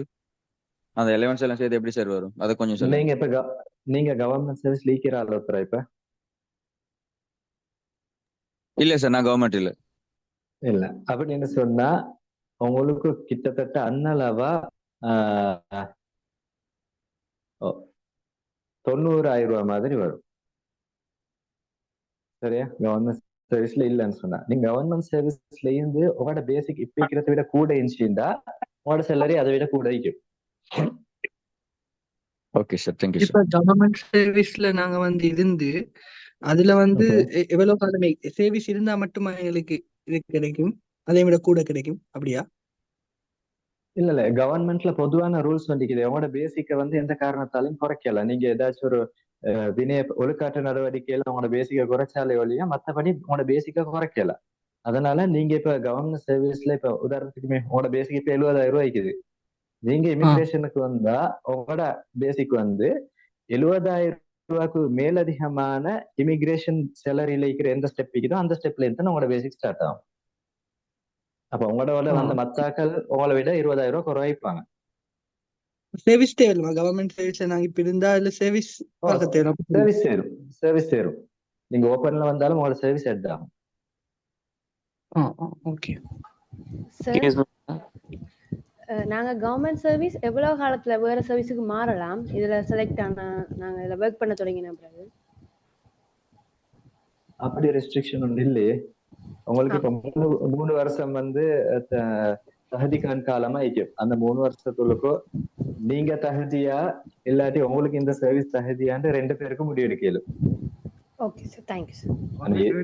என்னண்டா சார், இப்ப என்னண்டா மகள் உங்களோட டவுட் என்ன, இந்த சர்வீஸ்ல இருந்து இன்னொரு சர்வீஸுக்கு போறது என்ன மாதிரின்னு கேட்கீங்க.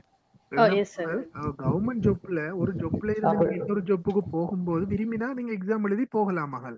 உங்களுக்கு அந்த சொன்ன பேசிக் ரிக்குவயர்மெண்ட் இருந்தா நீங்க அதுக்கு போறதுக்கு முதல் அந்த ஜாப்பை ரிசைன் பண்ணிட்டு போனா சரி. அதுக்குரிய பேமெண்ட் உங்களோட லாஸ்ட் அடுத்த பேசிக்கை நீங்க பேமெண்ட் செஞ்சுட்டு போனா சரி.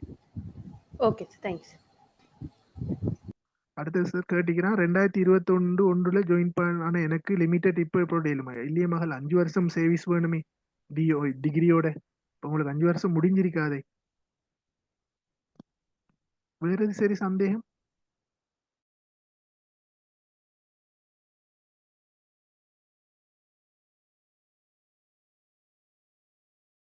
நிறைய மெசேஜ் போட்டிருக்கிறீங்க. ஸோ எல்லாத்தையும் சார் இங்கிலீஷ் ஃபர்ஸ்ட் சைடில் சி இல்லாம செகண்ட் சைடில் அது ஒரு பிரச்சனையும் இல்லை மகள். நான் சொல்றேன் இப்போ என்னென்னா நீங்க செகண்ட் சைடில் இங்கிலீஷ் மட்டும் எடுத்தானே ஓகே, அது இல்லை.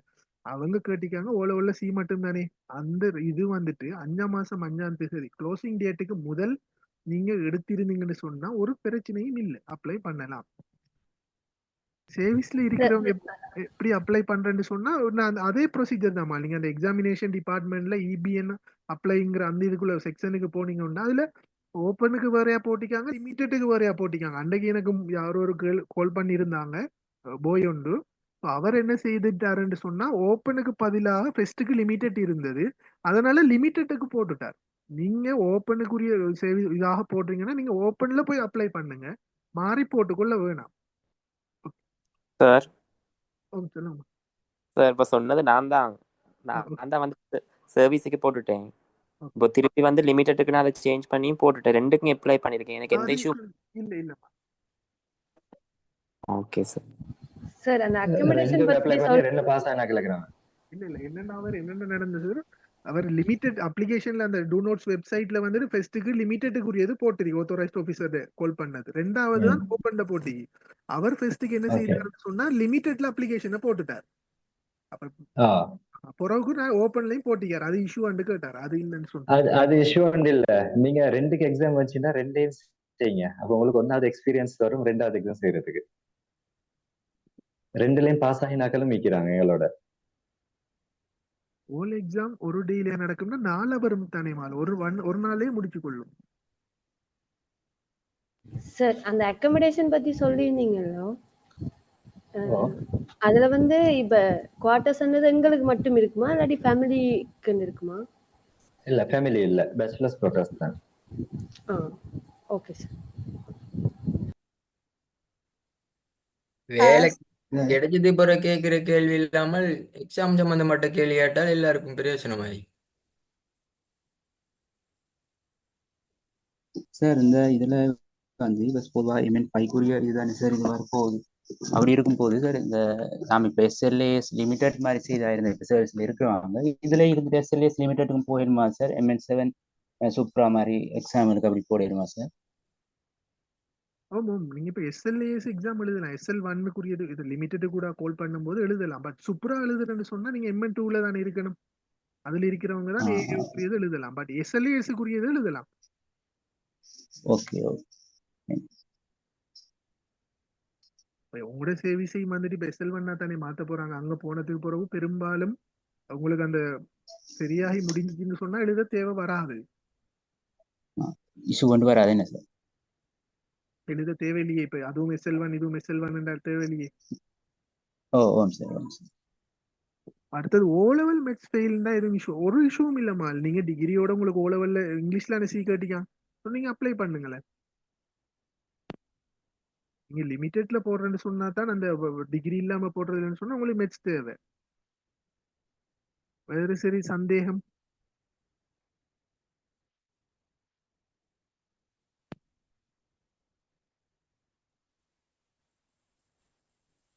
மகள் சார் அப்ளிகேஷன் ஆன்லைன்ல தான் போடுறது, நீங்க டிரெக்டாக அனுப்புறது இல்ல. ஸோ அதனால ஹெட் சைன் பண்ணி அனுப்புறதுலாம் இல்ல.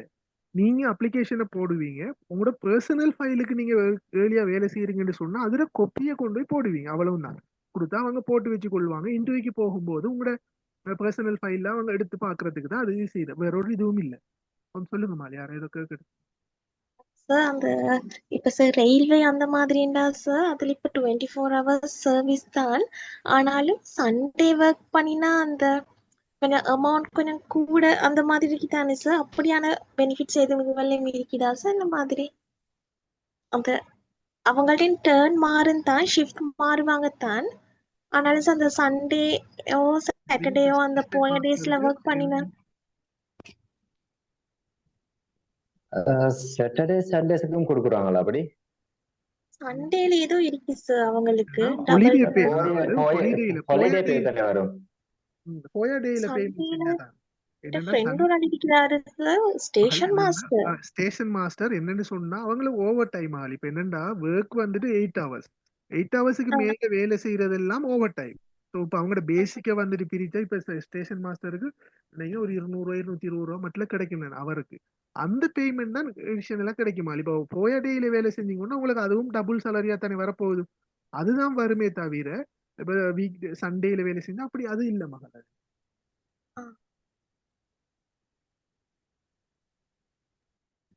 எக்ஸிகூட்டிவ் சர்வீஸுக்கு வந்து ஓவர் டைம் செய்யலாம். அதுல அந்த ஸ்பெஷல் கேட்டகரிஸ் 1 2 அவங்கள தவிர மத்த யாருக்கும் ஓவர் டைம் செய்யலாம். ஏற்கனவே நான் கவர்மெண்ட் ஜாப்ல இருக்கிறேன், அது கொஞ்சம் இதா இருக்குது, அதுதான் சார் கேட்டேன்.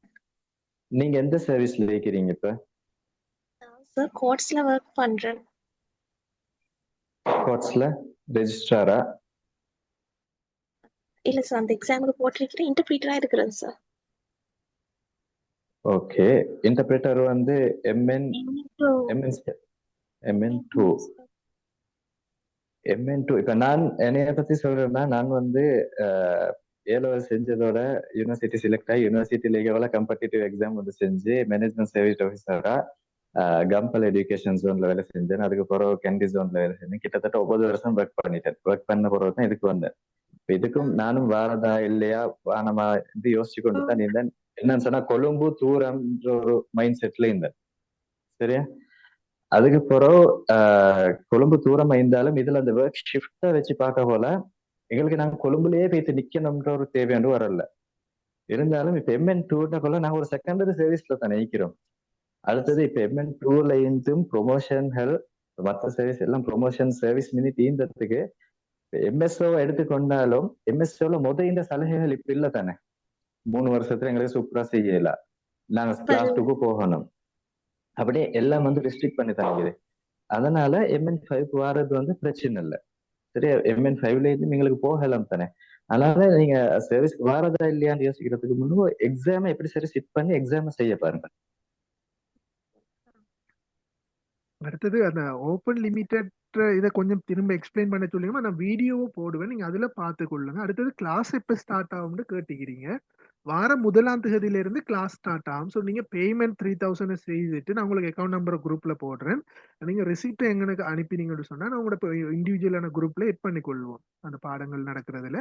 ஸோ அதுல டைம் டேபிள் ஏனைய விடயங்கள் போடுபடும். இதுதான் இந்த பேசிக்கான விடயங்கள் பிள்ளையால். வேற எது சரி சந்தேகம்?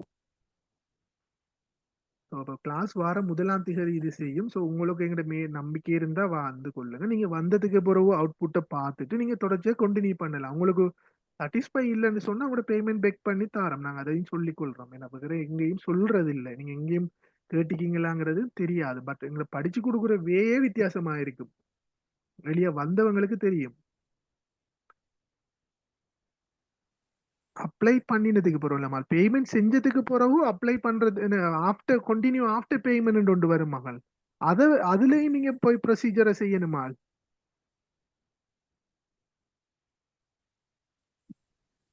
ஜஹான் முகமது கேட்டிருக்கிறீங்க. ஓகே, வேற எது சரி சந்தேகங்கள்?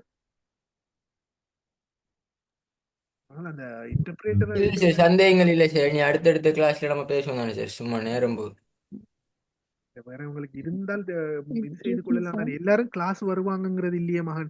சிலவங்க வராமலும் விடலாம், அவங்களுக்கு கிளியர் ஆயிரும் தானே. சொல்லுங்க மால். நாங்க இப்போ ஆன்லைன் அப்ளிகேஷன் போட்டதுக்கு அப்புறம் அதை வந்து பிரிண்ட் எடுத்து போஸ்ட் பண்ணணுமா சார்? இல்லையே. இல்ல மகள், அப்படி இல்லை. நீங்க உங்களோட பர்சனல், நீங்க வேலையா வேலை செய்றீங்கன்னு சொன்னா அதுல கொப்பியை பர்சனல் ஃபைல்ல போடுங்க, அங்க கொடுங்க. உங்களோட ஹெட் இருக்கிற டிபார்ட்மெண்ட்ல வேலை செய்றீங்கன்னா டிபார்ட்மெண்ட்ல, டிஎஸ் ஆஃபீஸ்ல டிஎஸ் ஆஃபீஸ்ல கொடுங்க. ஓகே. வேற எது சரி சந்தேகம் இல்லைன்னு சொன்னா நம்ம முடிச்சு கொள்வோம். 1ஆம் தேதி கிளாஸ் ஸ்டார்ட் ஆகும். விரும்பினவங்க பேமெண்ட் செய்துட்டு குரூப்ல ரெசிப்ட் அனுப்பி கொள்ளுங்க, நாங்க உங்களை குரூப்ல எட் பண்ணி கொள்வோம். வாரலியோ பிள்ளையால் தயவு செய்து படிக்கும்போது இத பேப்பருக்கு ஏத்த மாதிரி படிச்சு கொள்ளுங்க. ஜெனரல் நாலேஜ்ங்கிறது இளங்கடை அதை விட்டு போட்டு இந்தியாவில் போட்டுற அதுகளை இது செய்யாதீங்க. ஐக்கியூங்கிறது அதுக்கு ஏத்த அளவுக்கு படிச்சு கொள்ளுங்க. இங்கிலீஷும் அதே மாதிரி தான். நீங்க ஏர்லியாவே உங்களுக்கு என்னென்ன ஆத்தரைஸ்ட் ஆஃபீஸர் சார் ஐடிக்கு எடுத்ததுக்கு காரணம் அவர் நிறைய விடயங்கள் அவருடைய எக்ஸ்பீரியன்ஸுகளை ஷேர் பண்ணுவார், அதுதான் மெயினாக எடுத்திருக்குது. ஸோ அதே டைம்ல சார் மாஸ்டரும் ஐடியில் முடிச்சிருக்கிறார். ஸோ அப்போ உங்களுக்கு ஐடி பூரண கிளியர் ஆகிடும். உங்களுக்கு பேசிக்காக ஃபெஸ்ட்டுக்கு விடயங்களை கவர் பண்ணிட்டு அங்கால நாங்கள் என்ன செய்யணும்னு சொன்னால் முதல் பேப்பருக்கு போவோம். சரிதானே? ஓகே. சொல்லுங்கம்மா. அட்மிஷன் எப்ப மாதிரி சார் வரும்? போஸ்ட்லயே வரும்? என்னென்ன மகள் இந்த முறை ஆன்லைன்ல இருந்து தான் போட்டிருக்கிறாங்க அப்ளிகேஷன் எல்லாம். அதாவது ஏர்லியா போஸ்ட்ல அனுப்பினாலும் இப்ப எக்ஸாமினேஷன் இதுல பொதுவாகவே ஆன்லைன்ல போடுறதால எல்லாமே உங்களுக்கு லிங்க போடுவாங்க.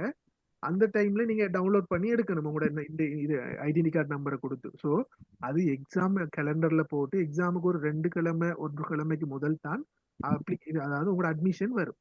சரியாமா? அது ஜூலைன்னு சொன்னா ஜூலை மந்த்ல பார்க்கணும். ஜூலை ஃபெஸ்ட் வீக்னா ஜூன் லாஸ்ட் மந்த் ஜூன் லாஸ்ட்ல நாம அதை டவுன்லோட் பண்ற மாதிரி இருந்து கொள்ளும். சரியா? போனுக்கு மெசேஜ் வரும் இப்ப டவுன்லோட் பண்ணலன்னு சொல்லி மெசேஜும் வரும் போனுக்கு வரும்.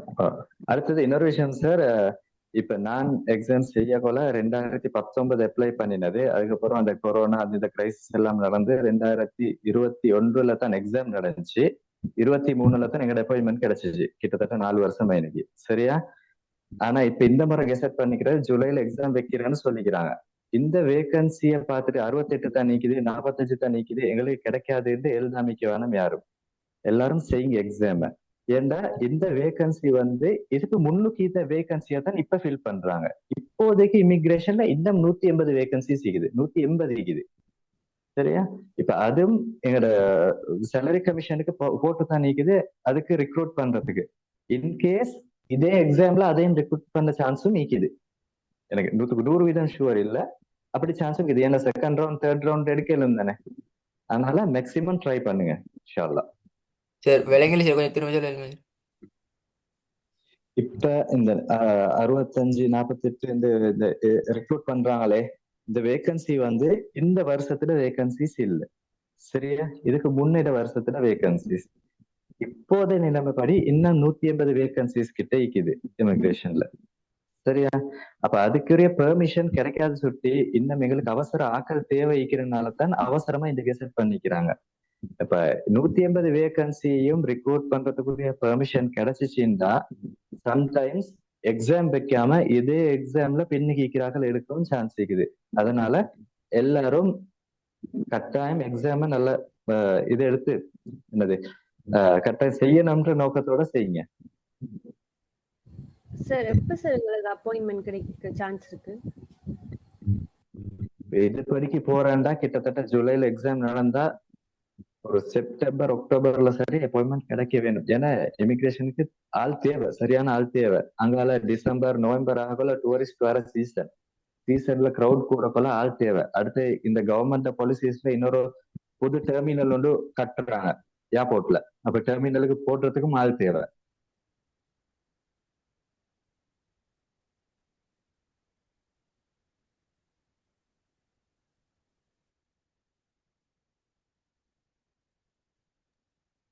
Excuse me, sir.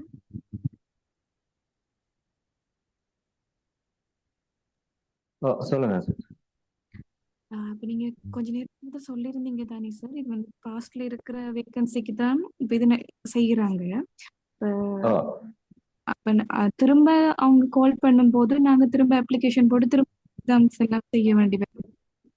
இல்ல திரும்ப எக்ஸாமா கால் பண்ணினா நீங்க திரும்ப அப்ளை பண்ண வேண்டி வரும். நான் சொல்றேன், எக்ஸாம் வைக்கிறன்றது வந்து கவர்மெண்ட்டுக்கு ஒரு செலவு தானே. அந்த செலவை கட் பண்றதுக்காக சில நேரம் இந்த எக்ஸாம்ல பின்னுக்கு ஈக்கிறார்கள்.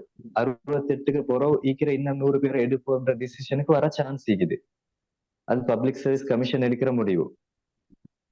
Okay sir. மற்றது சார் அந்த பிசிக்கல் கிளியரன்ஸ்ல ஸ்பெக்டாக்கல்ஸ் யூஸ் பண்றது பத்தி அதெல்லாம் ஓகேவா சார்? என்னது தெலுங்குல?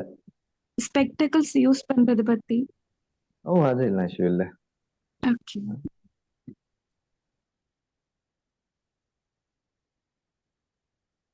மெசேஜ்ல யாரோ கேட்டிருக்கீங்க ஜெனரல் நாலேஜ் எத்தனை வருஷம் பார்த்துக்கொள்ள என்னன்னா மகன் சமகால விடயங்கள்ங்கிறது அண்மையில நடந்ததுல பார்க்கணும். பட் பொதுவான விடயங்கள் பழையதுகளை தான் பார்க்கணும் மகன். இதுக்காண்டி போன வருஷத்துக்கு முதல் வருஷம் நடந்த ஒரு அந்த டைம்ல சமகாலமா ட்ரெண்டான விடயத்தை இப்ப அவ்வளவு முக்கியத்துவம் சொல்ல தேவையில்லை. விலங்குதா மகன்? நான் இது சம்பந்தமா உங்களுக்கு கிளாஸ்ல அழகாகவே செய்வோம். ஓகே, வேற சரி சந்தேகம்? அந்த ஜிகேக்கு சார் அந்த ஆகமன விகமன அந்த ஆக்ட் சம்பந்தமா அப்படியான கேள்விகளும் வருமா சார்? லோ சைட் இந்த மாதிரி இது ஏர்லியாவும் ஒருத்தர் கேட்டுறீங்க. வெறுமனே ஆத்தரைஸ்ட் ஆபீசருக்கு இந்த இமிகிரேஷன் குடிவரவு குடியகல்வுல இருக்கிற கேள்விகள் மட்டும்தான் வருங்கிறது இல்லை. பொதுவாகவே எக்ஸாமினேஷன் டிபார்ட்மெண்ட் நீங்க வேலையில போயிட்டு இப்ப சார் சொன்ன மாதிரி உங்களுக்கு ஆரம்பத்துல ஒரு ட்ரைனிங் கொண்டு தருவாங்க. இந்த போலீஸ் ஆஃபீஸ் ஸ்கூல்ல தந்தது மற்றது என்ஐல அப்படி எல்லாமே தந்து போட்டு தான் வேலைக்கு ஒரு ஓரியன்டேஷன் செய்து போட்டு தான் வேலைக்கு எடுத்துக்கொள்வாங்க. ஸோ அந்த இது தரக்குள்ள அப்ப பேசிக்கான நாலேஜ் வந்துட்டு புள்ளிகள்கிட்ட ஓவராகவே ஃபுல்லா நீங்க தெரிஞ்சு கொள்ளணுங்கிற எதிர்பார்க்க மாட்டாங்க. அப்ப எல்லாருமே எழுதக்கொள்ள அதுக்கேற்ற மாதிரி தான் எக்ஸாம் பேப்பரை செட் பண்ணுவாங்க. இப்ப எங்கேயும் உங்களுக்கு போட்டுன்னு சொன்னா ஆரம்பத்திலே போட்டிருக்கணும் என்னண்டு குடிவரவு திணைக்களம் சார்பான வினாக்கள் தான் கேள்விப்படணும். அப்படி போடலையே. சோ அதனால அது மட்டும் வரும் அல்லது அதுதான் கூடுதலாக வரும் எதிர்பார்த்து கொள்ள வேணாம். பொதுவாகவே இன்னொரு எக்ஸாம் எடுத்தாலும் அந்த சார்பான வினாக்கள் ஒன்று இருக்கு, இல்லாம இல்லை. பட் அது ஒரு 4-5 வினாக்கள் தான் மேக்சிமம் இருக்கு. மீதியான வினாக்கள் ஏனைய பகுதிகளில் இருந்து தான் வரும். நீங்க என்ன எக்ஸாம் பேப்பரை எடுத்து பார்த்தாலும் இதுதான் இருக்கும். ஆனா சிலவங்க என்ன செய்வாங்க, கிளாஸுக்கு பிள்ளைகள் அட்ராக்ட் பண்றதுக்கு வெறுமனே அந்த ஒரு டிபார்ட்மெண்ட் எக்ஸாம் அந்த எக்ஸாம் பேப்பர்களே போட்டு அதுகளே பிள்ளைகளுக்கு கொடுக்குறது. பட் அதுல என்னங்கிறது இப்ப ஆபீசர்ஸுக்கு தெரியாத விடயங்களே எடுத்து கொடுப்பாங்க. அப்ப அப்படி கொடுத்து பிரயோசனம் இல்லையே. ஓகே, நீங்க படிக்கும் போது எல்லாத்தையும் நாலேஜா படிச்சு கொள்ளுங்க, வெறுமனே அந்த இதை மட்டும் படிச்சு கொள்ள வேணாம். வேற சரி சந்தேகம் இல்லாட்டி முடிச்சு கொள்ளும். ஒரு 2 மினிட்ஸ் கண்டு கொள்ளலாம்.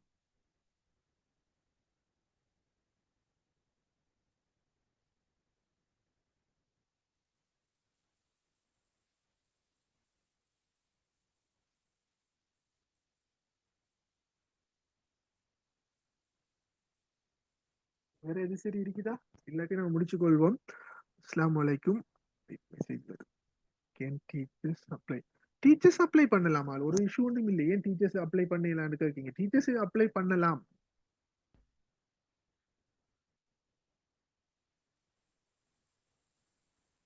ஓகே, நம்ம முடிச்சு கொள்வோம். ஸோ விரும்பினவங்க ஒரு பேமெண்ட் செய்துட்டு நாங்கள் கூடுதலாகவும் எடுத்துக்கொள்ளல.